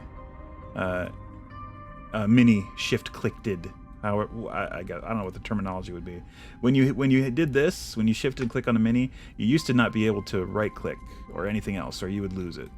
Luckily, they've updated that, and it's no longer an issue. Because a lot of times, after you grab a mini, you need to position the camera to see where you're going to put it. And they very graciously realized that. And just see his tootsies. I saw his tootsies. That's enough to get him. Throw him in there. I think that's it for the skeletons. Let's take another look. Oh, no, got one more.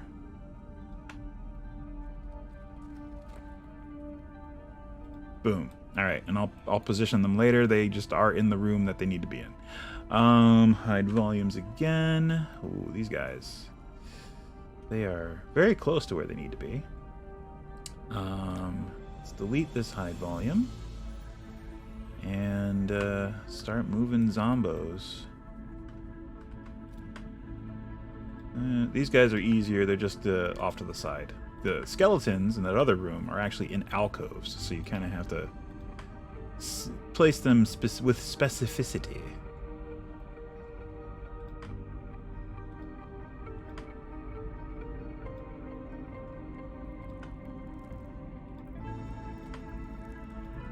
Okie doke.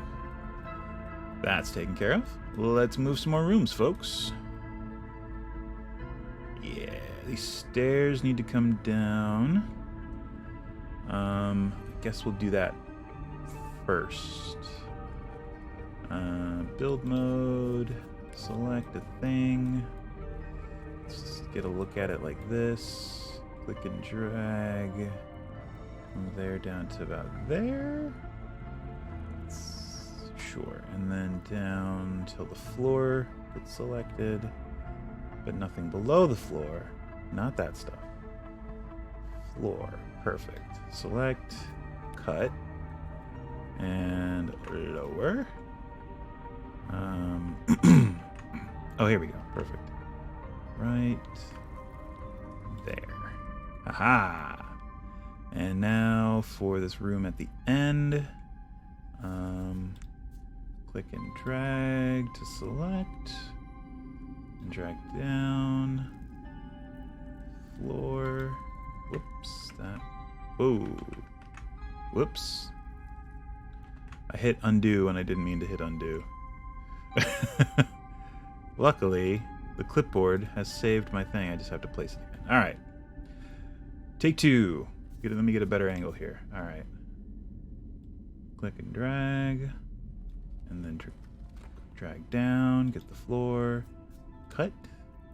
And do. Boom. Ooh, that lines right up with that room right now. Oh, man.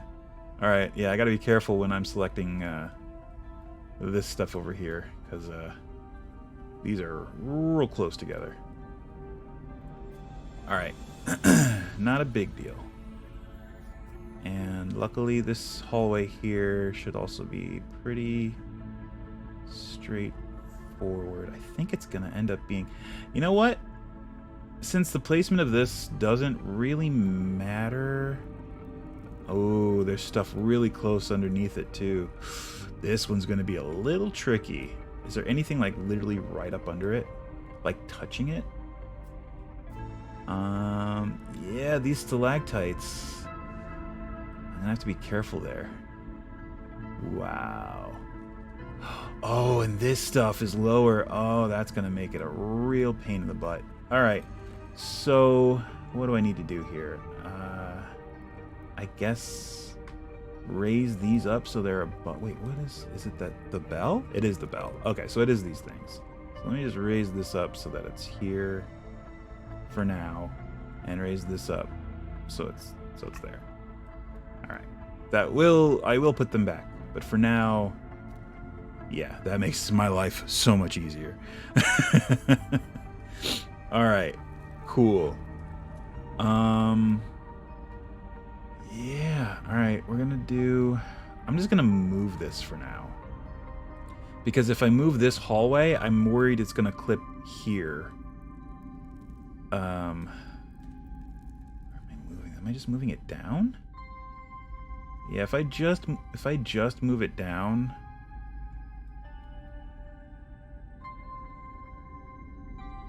We might be okay. Actually, there is some overlap. No matter what we do, yeah. If we move it where we need to, it's gonna overlap. So yeah, we got to move this whole section, which means there's a whole other section of whole other section, 3, 4, 5, sir.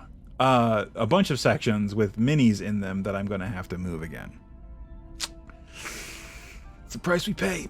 It's the price we pay. All right. Alright, so selection tool. I'm stealing my resolve for this because I don't want to do it, but I'm going to do it. So out to there and there. And then down. Let me change my perspective here. Oh, but that changed the thing. Oh, I see. Okay, I see what's happening. Middle clicking while you have it selected will mess with your selection. I don't know if it happens every time, but it's happened enough times consistently to make me think that that is the case. All right, hopefully I don't grab those stalactites. I can't tell. I can't tell. I don't think I did. I don't see anything hanging down, so I'm assuming we're okay. And we just need to move this currently. Let's just get it out of the way. So there we go. So if we did select the stalactites, not a big deal. We can just go under and delete them. But is it... Oh, looks like we're clean. We got no danglers. Gross. Okay. Let's see.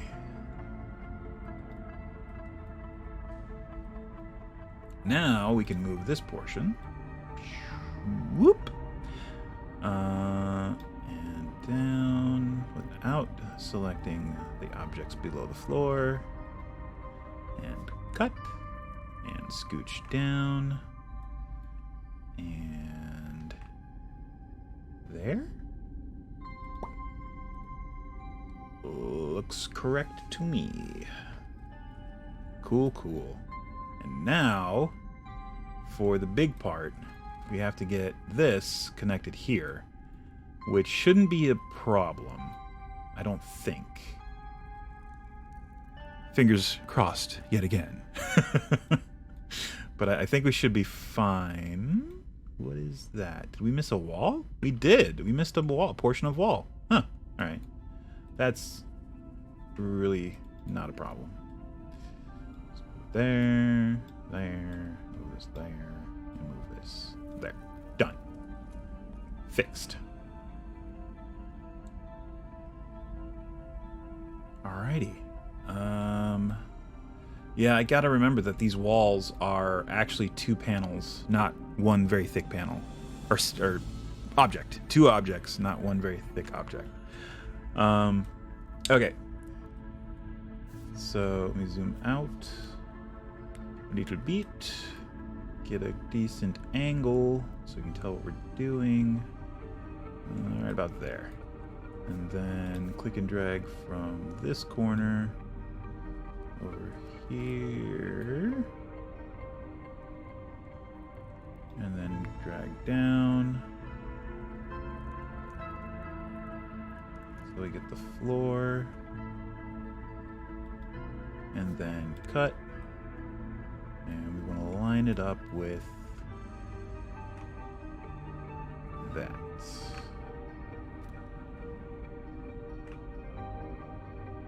Our perspective is real weird here. There we go. Now we can tell where we are.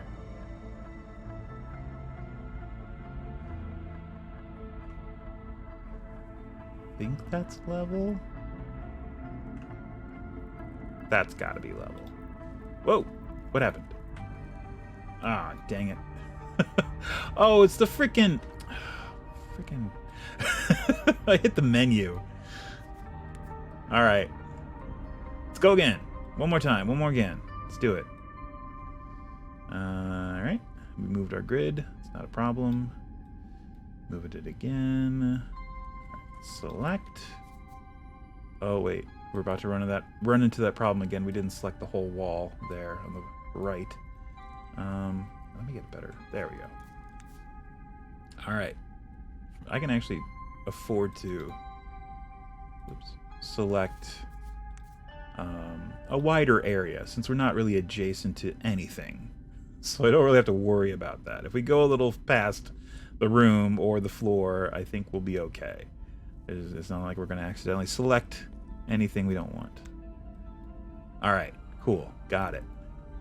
Now, where is our grid? I cannot see it. I have to go completely by sight here, and I have no idea where my cursor is. I'm assuming it's around the middle of this.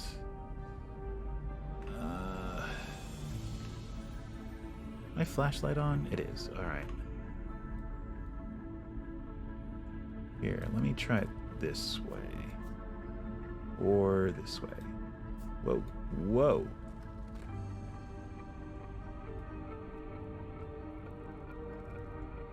There we go. Okay. Alright, here we go.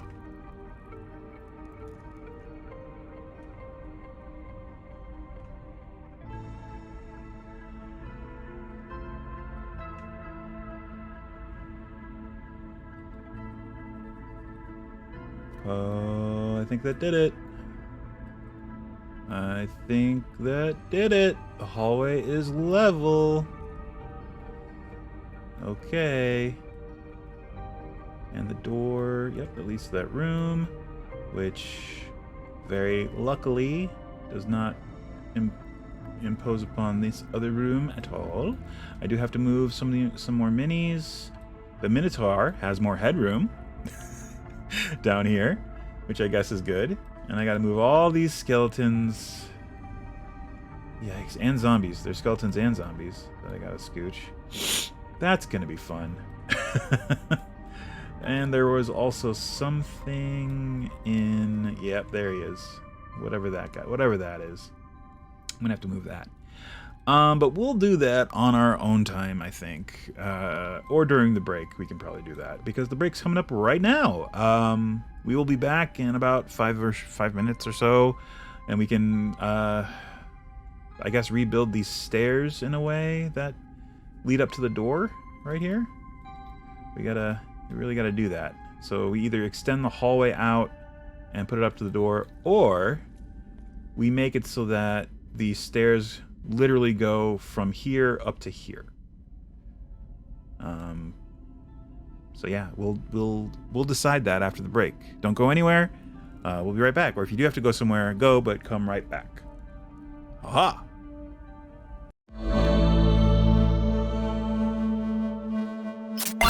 Oh, we're back. We are continuing to build slash renovate the Caves of Chaos. We had a little placement issue with one of the eponymous caves, but we're fixing it. It's mostly fixed. We just have to, move some other stuff. But yeah, we gotta either reposition or fix the stairs that lead here. Originally, the stairs led up to right at the corner. Okay, so the stairs actually kind of wound up and came out at this. Whoops, let me get my flashlight. Where is it? There it is. To this corner, more or less right where this is. We can kind of do that. Does it actually? Oh, is it? Oh no, that's okay. So maybe that works. Maybe it does. Maybe that was the problem. It wasn't gonna. This stairwell wasn't gonna line up, and I knew it. So we just kind of repositioned it wherever, for whatever reason, and didn't take into consideration this at all. Or we thought that it was on the 4th level, not the 3rd level, which is entirely possible and probable. Actually, no, it wouldn't have been the 4th level because that's way too far up.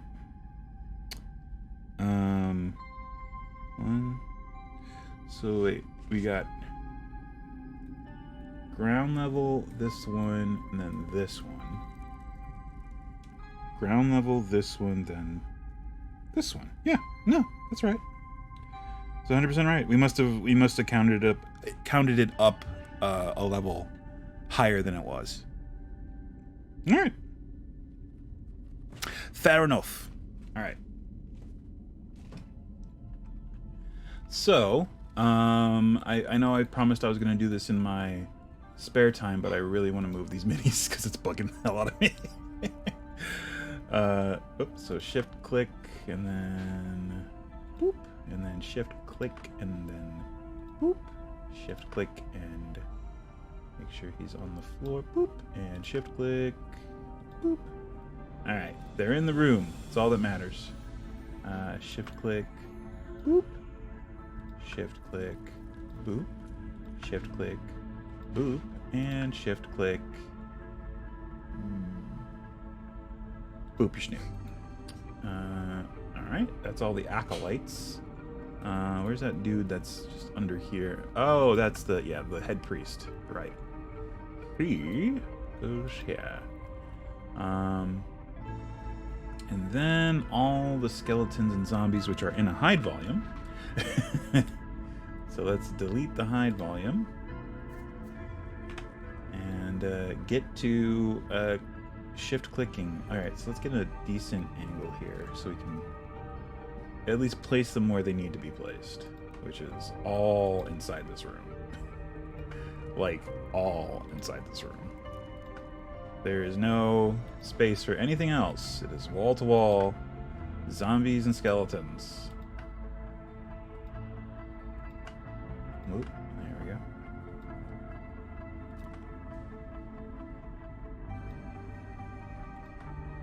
I've been buying way too much vinyl lately. Like there was a compilation that came out recently called Nobody Here, Echoes of the Past, and it's I guess it's reached that point. It's a compilation of remixes of vaporwave songs, quote unquote classic vaporwave songs, which I guess at this point in its gestation would be more iconic than classic.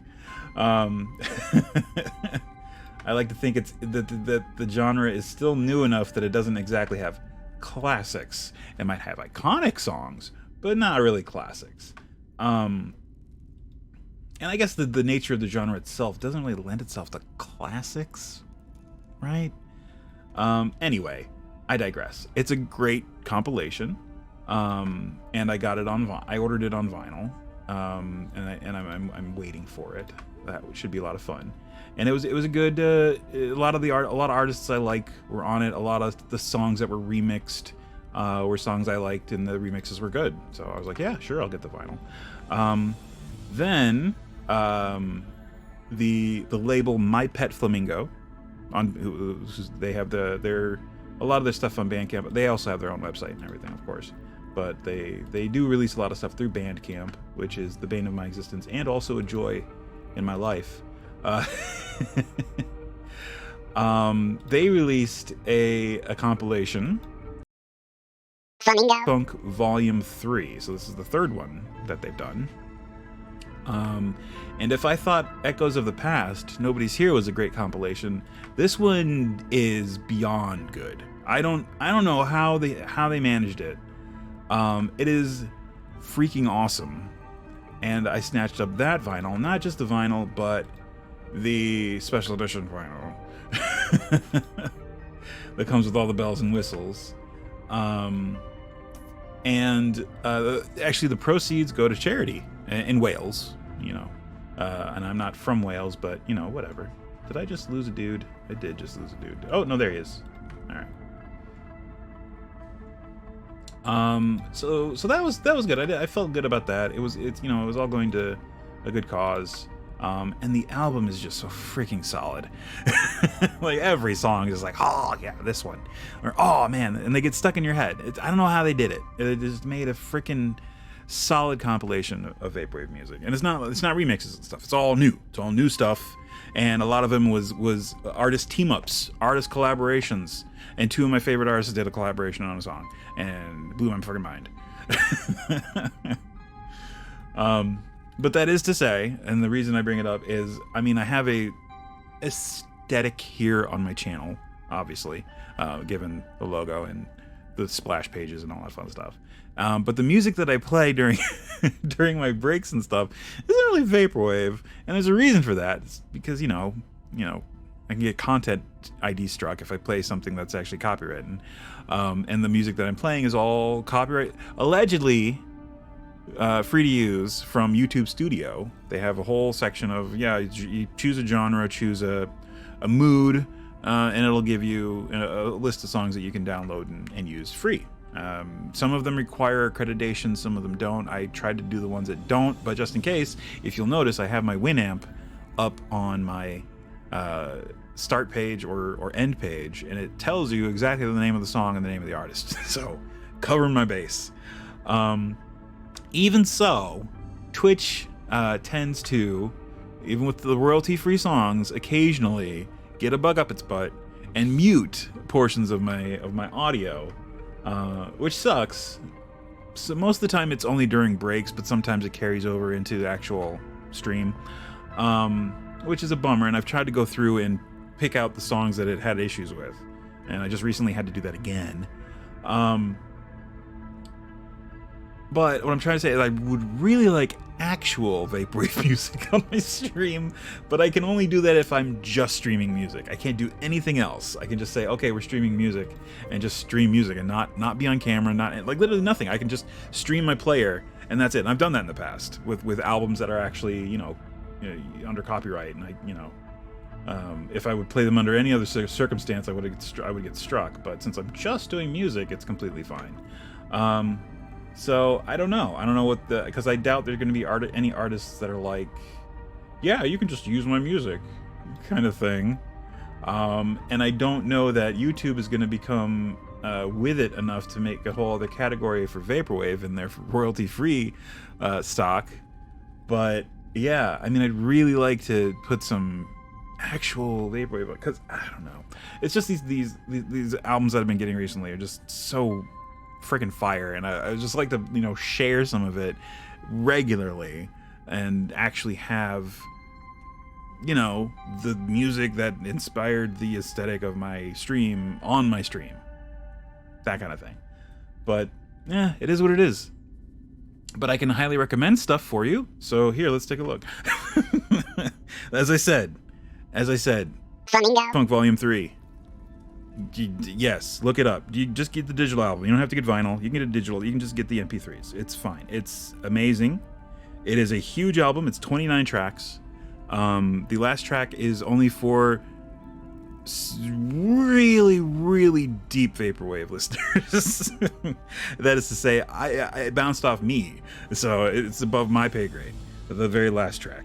The rest of it is freaking solid. That is to say, 28 solid tracks. So yeah, definitely check that out. Check out these artists. Check out Enrail, Enraile. Very good. The album Screen Time by Enrail, very good. EV.exi, very good. Death's Dynamic Shroud. They are very good. They're one that I actually kind of, because of Echoes of the Past, Nobody's Here, that compilation, they introduced me to them. They've been around for a bit, and I completely missed them until now. Who's another good one? Phase Zero is another one I got recently. Synchro Start is their actual name. Cat System Corp is another good one, but the cat system is in kanji, so it's Neko Shi Corp. I think it's She. It's the slash with the two little needles. I think it's She. It's either, I don't know. It's been a while since I've been learning Japanese, and I stopped learning Japanese because I didn't have time anymore. But yeah, I mean, so much good stuff out there right now. Do I want to put a back on this? I don't know. Maybe. I don't know if it'll really take away from anything, putting a back on it. It's not like it's gonna. Yeah, it's not like it's gonna interfere with anything. Yeah, why not? Let's do it. I don't know why I had that thought right now, but we're gonna do it. It needs to be flush. Okay. And let's just boop. Actually, go ahead and overlap. No big deal. There, and then there.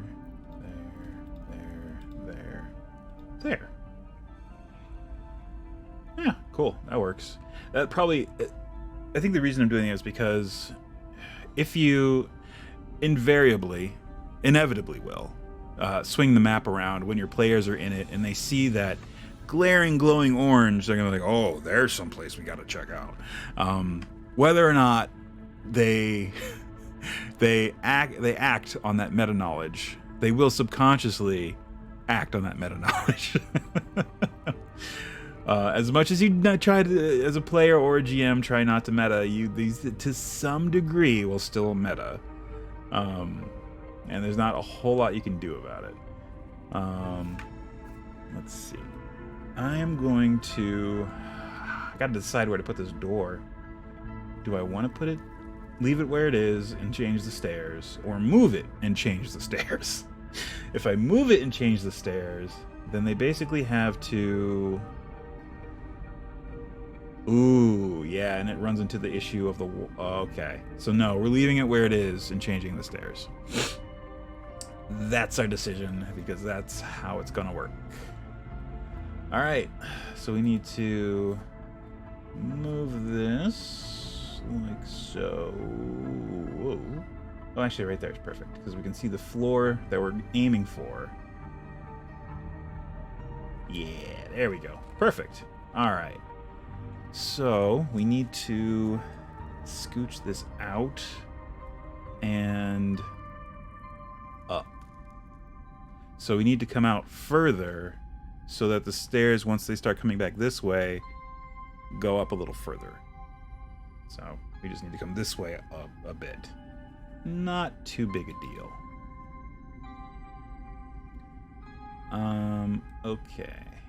So... What?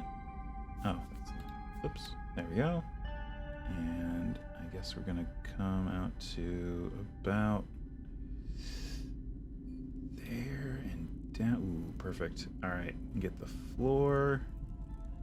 All right, and then cut, and then scooch it to about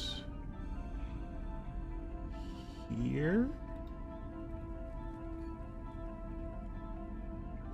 Oh, is that in the wrong spot? It might be the wrong spot. It is the wrong spot. Oh, God. Ugh. Bless me. Good Lord. Alright. So that lines up. Okay. It's right about there. Alright, yeah, that lines up. Alright, good. Hopefully that's enough. Oh, sure. Oh, there are no stairs left. What happened to all the stairs? Did I delete them? Oh no, there were only a couple. That's right. There were only 2, and I deleted one because it was stuck on the slab I was trying to move. Ugh. All right. Well, not a big deal, but we'll see.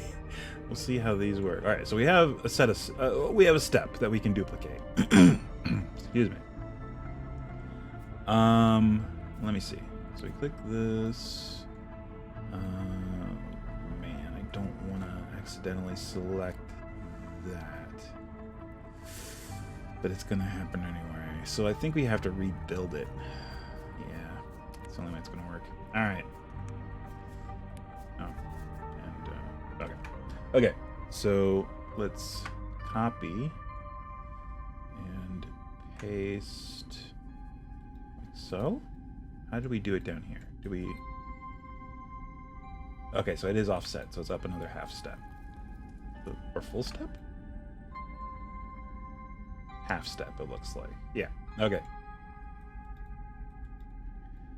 Alright, and then copy that. Oh, yeah, we're gonna have to come out a little bit further. Alright, hold on.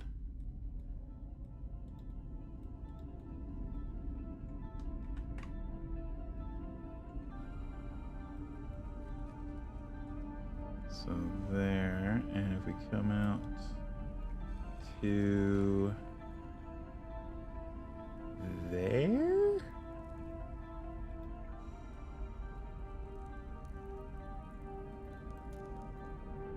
I think that should line up. Hopefully we're actually lining up and I'm not looking at this weird... Alright, yeah, it looks like we're lined up. Excuse me. Okay. So I don't think we can realistically go any further back, because if we do, the stairs are gonna run into this hallway here above it.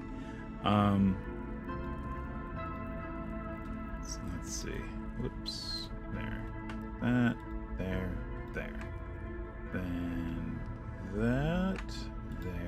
There, and then here, and we can adjust this obviously so that it can go, like, adjusting the height so that it goes out further, so it's less steep. Basically, we can adjust the incline. That's what I'm trying to get at. We can adjust the incline if needed. We have options.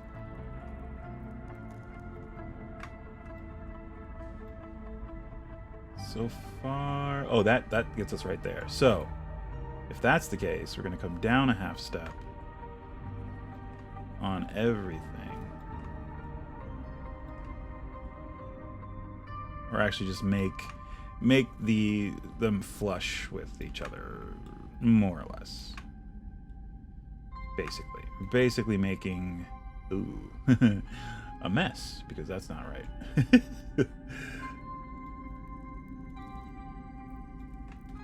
Okay, there, and there, and yeah, these now need to... There we go. Okay, so now, right-click, boom, boom, and up a bit, and boom, boom, and up a bit, right there, boom, boom, and we can always get a ballpark and then just put a landing, which I think we're gonna have to do. because this looks like it's too high now. So we just take one of these and plink it here. Boop. And is that too high? It is too high. All right. We will adjust further. I think. Oh, there we go. We only need to come down half a step, and I think we've got it right here. We just make this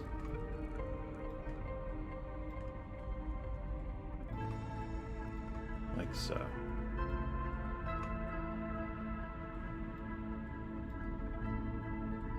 Whoops.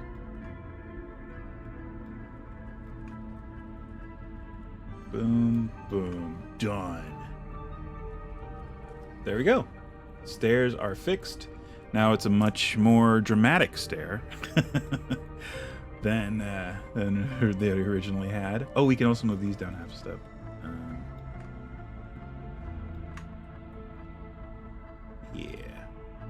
Yeah, that works. All right. And are those flush with the?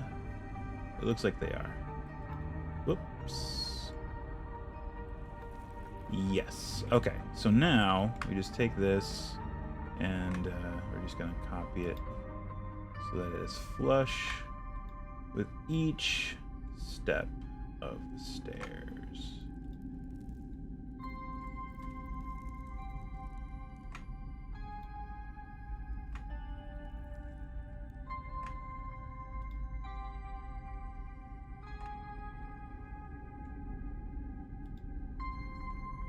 And also flush with this landing.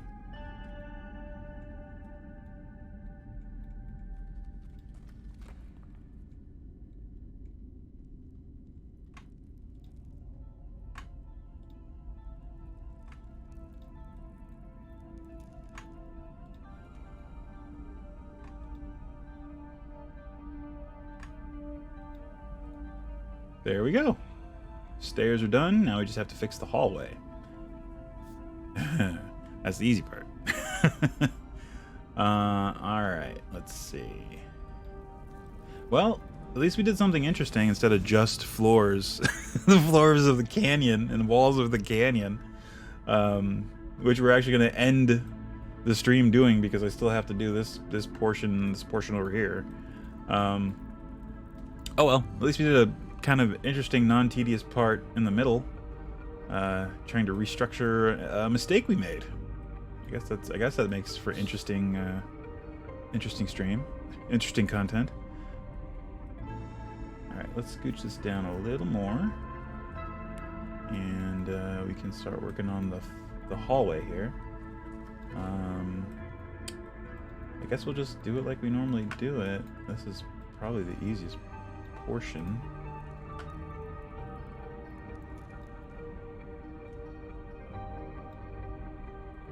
And that,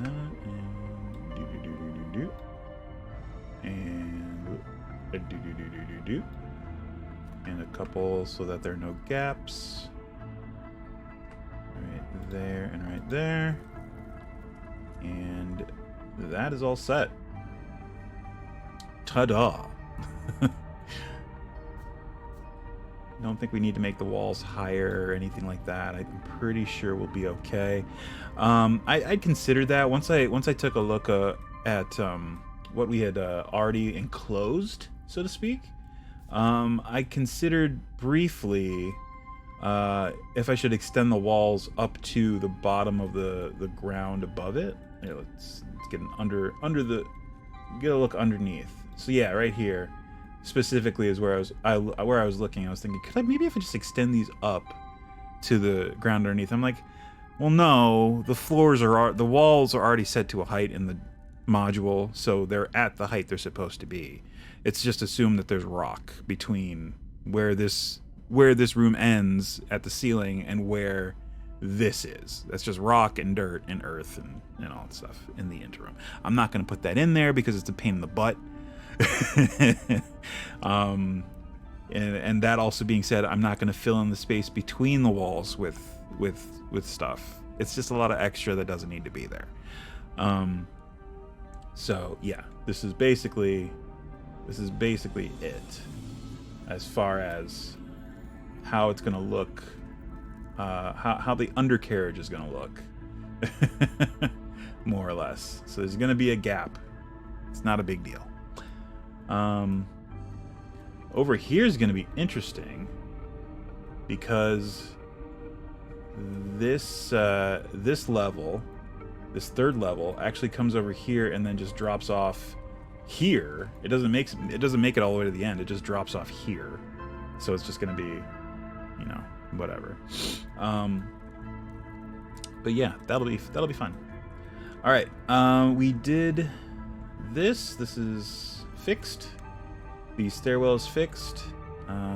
All that fun stuff. We have nothing else to really worry about here. So let's just keep going with the canyon floor. We're back to that. We'll take care of that for the next 30 minutes or so, before the end of the stream, and keep it chatting. Let's see. So yeah, this needs to extend. Let me take a look from this point. It was 60, right? It was 10, 20, 30, 40, 50. Whoa. 10, 20, 30, 40, 50, 60, 70-ish. So, ooh, do we have enough room? Oh no, we might not. Well, it doesn't really. It doesn't that. This little bit doesn't matter. But we'll see. We'll see exactly what's going on here. So that's 10, 20, 30, 40, 50. Alright. I mean, it's not according to the book, but it's close enough for me. I'm fine with it. So we can actually just go ahead and fill that whole area. We can go ahead and fill this area here and this and do that. Now that's connected, more or less. There's gonna be wall that comes out from here and kind of, yeah, I can kind of get rid of some of these. Like there, you might need that, but it's gonna like pop out and then like go around. So it's gonna like dip in here. So we really don't need all that. There we go. That's a little more realistic. And we can do that. And how much does it come out from the, I guess, bottom or left side? Yeah. So let's see. 10, 20, 30, 40, 50, 60, 70, 80-ish. 80-ish. So 10, 20, 30, 40, 50, 60, 70, 80. Okay. Just gonna put a few reference points here. It's easier to do it this way.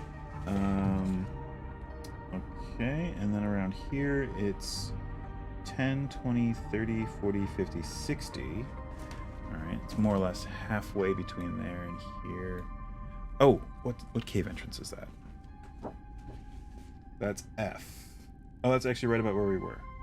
So a few to the left of F, it is, yeah, 10, 20, 30, 40, 50, 60. Alright, so like about here, and 10, 20, 30, 40, 50, 60. Alright, we're in good shape. It shouldn't interfere with these stairs. Just to be sure, hold on. Whoops. Let's come in another 5, and then cut across. Yep, that's not gonna be a problem, and we can actually pop out another 5 in a couple spots. There you go. And you should still be able to get up and down the stairs with the miniatures. You know what? I'm going to come back out because... and actually do this. There we go. Because I still have to take into account the canyon wall, which I can stack right on top of this, but just in case there's some, you know, overlap, we're gonna err on the side of caution. And then it'll be going off basically off to the side, like the wall just kind of curves this way. So the next wall we do is going to be shorter, or you know, shorter, not height wise, but lengthwise. They're all 25. I mean, of course, mathematically, nature likes to work out that way, right? It's 25 feet from here to here, 25 feet from here to here, and then another 25 feet from here to the next level above, which is going to be interesting because oh, you know what? We can actually measure that right now. Let's do this. Let me get... What am I doing? Yes, that's what I'm doing. Let's see. Stair block. Here it is. All right, so 1, 2, 3, 4, 5.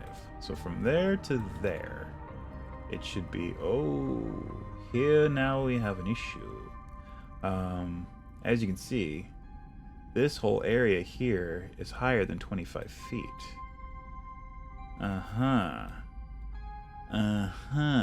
So yeah, the upper level there is too high. This is too high. Is that in fact that level, or is there going to be another height? Oh, I don't know. 1, 2, 3. Oh, it is. It isn't a whole other thing. Because that's the area above K. So this canyon thing is going to actually come, the floor of the next level curves around like this. So it's going to be fine there. So from the wall here to the wall here, it's not going to run into this. There's a whole other level above that, so we can just do a wall and floor, or canyon floor, ground, however we want to do it above here. I mean, it gives you some inclination. There's a bunch of trees in the back middle upper level. So yeah, that shouldn't be an issue. Those are going to be underneath the higher tier, the next tier up. So don't have to worry about that. Cool. All right. Well, good news. I got worried again. I was like, uh-oh. Is that the reason I put all those rooms in the wrong spot? Because I knew that would happen? No, I don't think so. I'm going to leave this here because it's a good reference to see how high up we need to go yet again. And we're just going to keep dropping floors here. Dropping floor tiles down. Okay, so yeah, we have our bearing, our heading, and we can actually, if we start from over here, we can pretty much just kind of like boing. Actually, let me see how far out that goes, and that'll give me a good idea. So from there, oh, it only goes up like 30 feet. Okay, good to know. So it only comes out this far. You know what? I'm going to go in an additional one because then it'll cover this thing below it completely, which is really the only concern I have. So it goes to there, and then how many up does it go till it's... Ooh, actually, yeah. That's 10, 20, 30, 40, 50, 60, 70, 80, 90, 100, 110, 120, 130, 140. Okay. So 14 of these. Let's see here. So we're looking at here. Let me delete the one where the start point too. So we should say 1 by 14, or sorry, 2 by 28. Yeah, 2 by 28. And that's 1, 2, 3, 4, 5, 6, 7, 8, 9, 10, 11, 12, 13, 14. Perfect. All right. So yeah, the wall, the next wall up curves to here, to this point. Very gradually too. So it's like a very gradual slope from here. So we can more or less kind of outline that. I'll just start here and... Whoa. Nope, don't want to do that. Okay, there we go. That's what we want. Whoop. Oh yeah, that's fine. We'll fill in the stuff with other stuff. Just kind of giving a general... Kind of like that. So the wall's gonna curve down to there. Cool. Just kind of thrown down reference at this point. Alright, cool. Which I really should have done for this side. I was a little bit more slapdash with that, but that's fine. It'll be fine. But yeah, look at that. It's looking good. It's looking good. We're going to do some variation in the floor, or in the ground up here on this level. Some more trees, obviously. Maybe some vines on the canyon walls. At least where the trees are growing. Yeah, should be pretty cool. When all is said and done. Alright, so... Ooh, that's a good question. Does that line up with this? It doesn't. Is that on the next one up? Oh yeah, that's on the... oh no, yeah, that is the next one up. Right? Because that's... What? Let's see. 25... 50... 75... Yeah. 75 feet up, this should be. Which should be... How off is it? This one isn't a big deal. This one we can actually adjust just by adjusting these stairs. That's literally the only link up between the rest of the map is this stairwell, and that can change easily. It looks like it's too high, which again, I must have been when I threw the when I did this part. Unlikely, but oh man, that's fine. We'll worry about that when we get to that point. Wow. I guess I didn't take into account the half size of the what you call it, the ground tiles of these, because I had an original ruler measuring up 100, and I counted out for each level, but I didn't think, oh right, there's going to be a ground tile at each of these, tiers, which is going to add to the height slightly. So, or subtract from the height, I don't know. something was off. My math was off in one direction. I don't know which direction, but it was off. It's fine though. Easy fix. We took care of the temple. Temple's fine now. This will be even easier. It's literally one room. Which should we just do it now? Let's do it now. Let's do it now. This is kind of boring. We'll just do the fix now. Let me just throw down some more, a little bit more of this to the point where I feel comfortable. All right. Okay, so this needs to be... That needs to be where the wall is, and by reflection, where the ground is. Alright, so this is up a little bit. It's a little high. We need it to be flush with this panel right here. How far off are we? Give me my stair block. We are off by 5 feet. Literally exactly 5 feet. So that's not a big deal.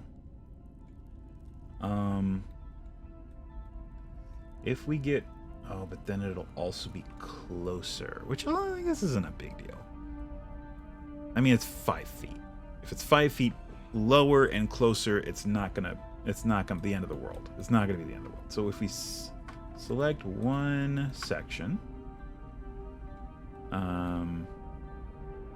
is that gonna do it, or is that gonna be too much? Do I just need to lower the stairs by half a step each? How many sections of stairs? Because only two half steps give you 5 feet. So it would literally just be 2 sections lowering a half a step, which is awkward because we can do the bottom here because you can see it's up a half a step from the floor, so we can just drop that. But we also need to drop it another half step somewhere else, which is a little more difficult since this is flush. There would just be an uneven steps or a wider step somewhere in the center. I don't know. I don't know what the answer is. I guess since this section is 5 feet and this section is 5.5 feet above this,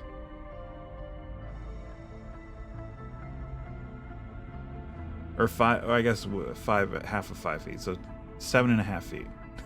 7.5 feet from there to there. If we eliminate this one, it's only a half a step, half a foot. No, 2.5 feet from where it needs to be.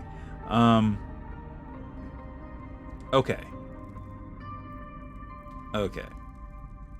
Right. Okay, so let me delete this so I'm not confused. Whoops. There we go.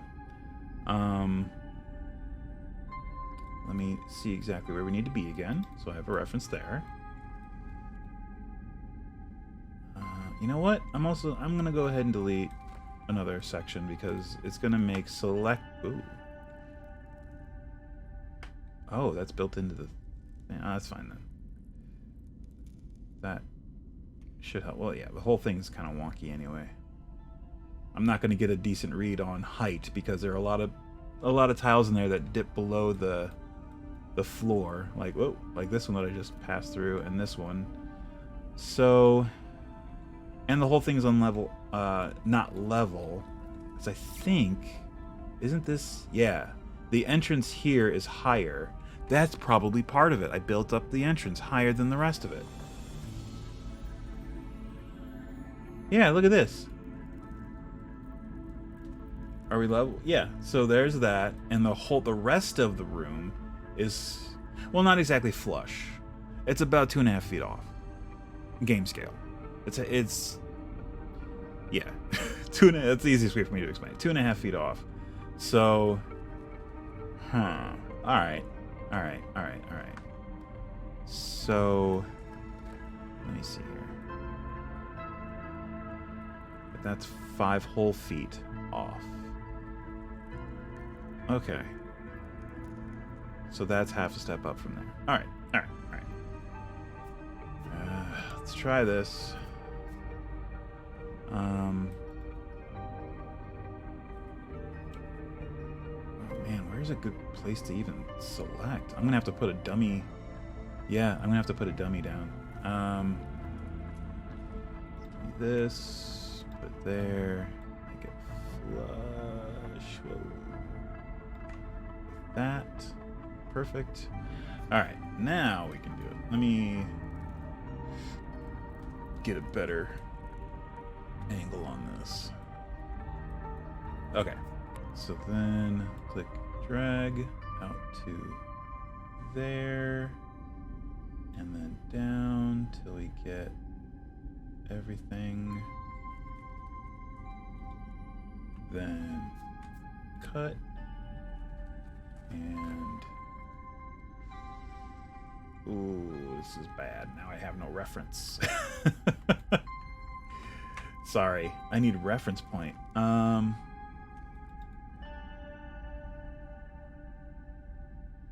Gee, I don't even know. I gotta figure that out.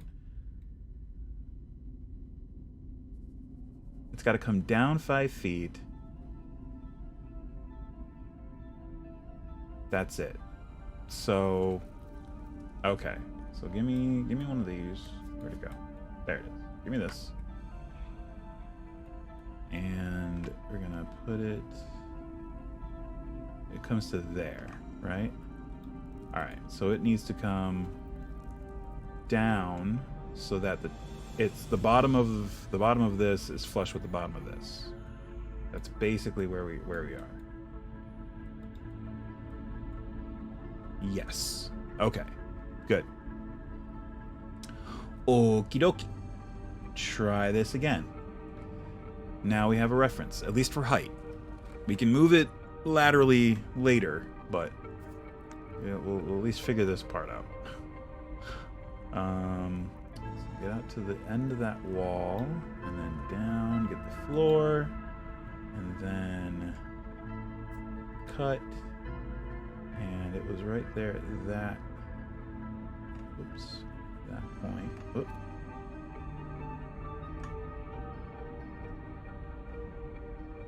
Down another half step. And I think that's it. That is flush, and that's lined up with the stairs.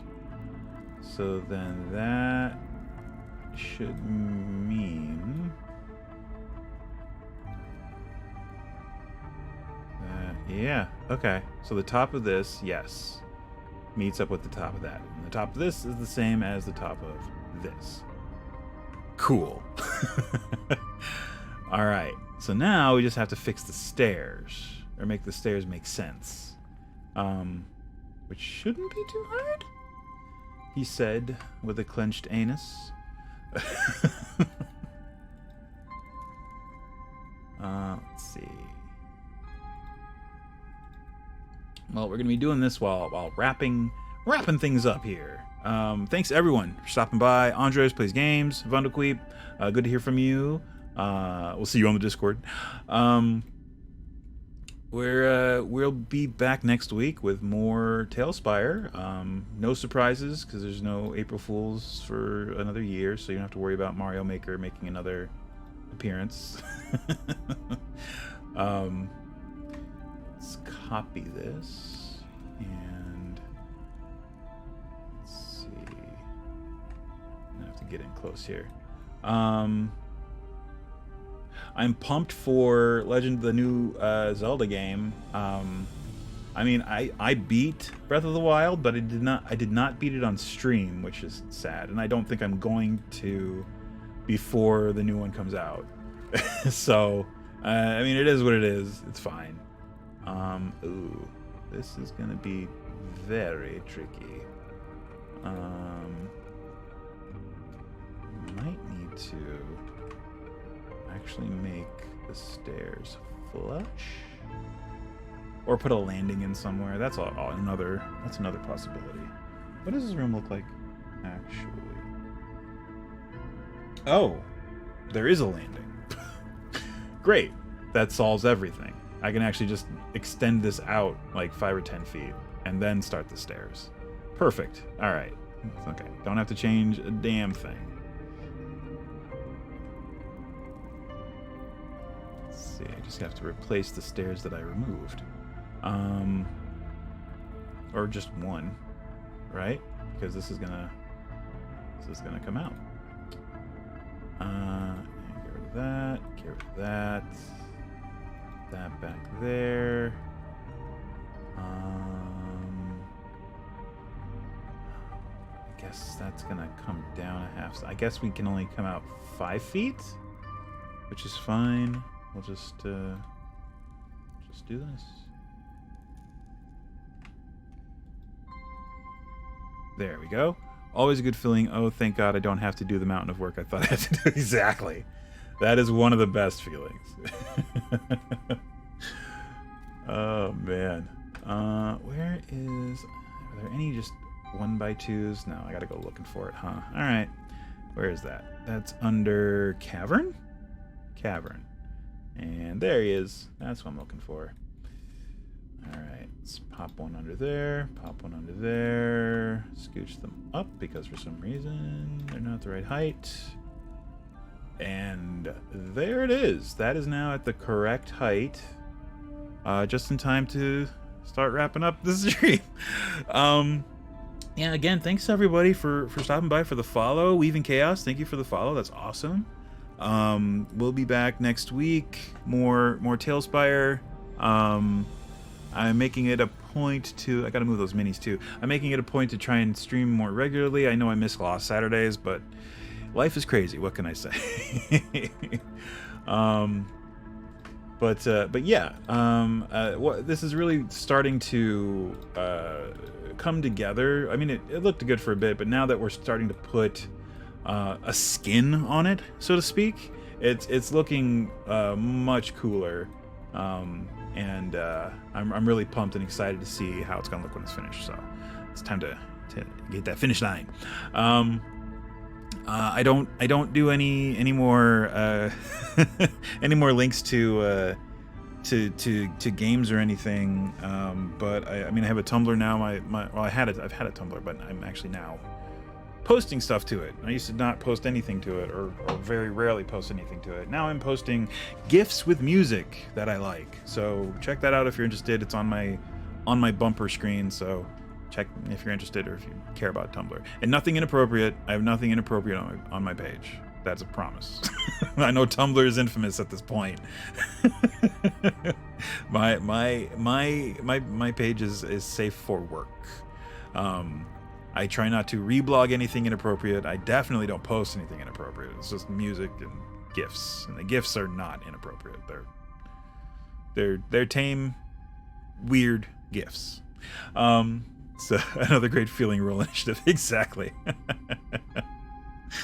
Yes. That's a funny thing about last night's game I ran. There wasn't a single combat. It was all, and there were chances for it. There were chances for random encounters, and they rolled well and didn't get any. And they actually got a non-combat encounter, which was interesting. And fun. And that's always opens up an opportunity for world building, in my opinion. Or give them junk or a neat item. Yeah, we'll be back next week, as I said. Check out my Tumblr if you care. If not, no big deal. And favorite moment was a non-combat encounter with an ice devil, about 40-minute conversation as I tried to get them to sign a contract. Oh man, that's the encounter. Don't sign the contract. Don't sign it. So yeah, everyone take care until next week, and be excellent to each other, and see you later. Bye-bye. Hey, what's up? If you enjoyed this video, be sure to hit the like button, and also hit the bell if you want to know when I post some new stuff. You can see some of my other stuff right over there on the screen.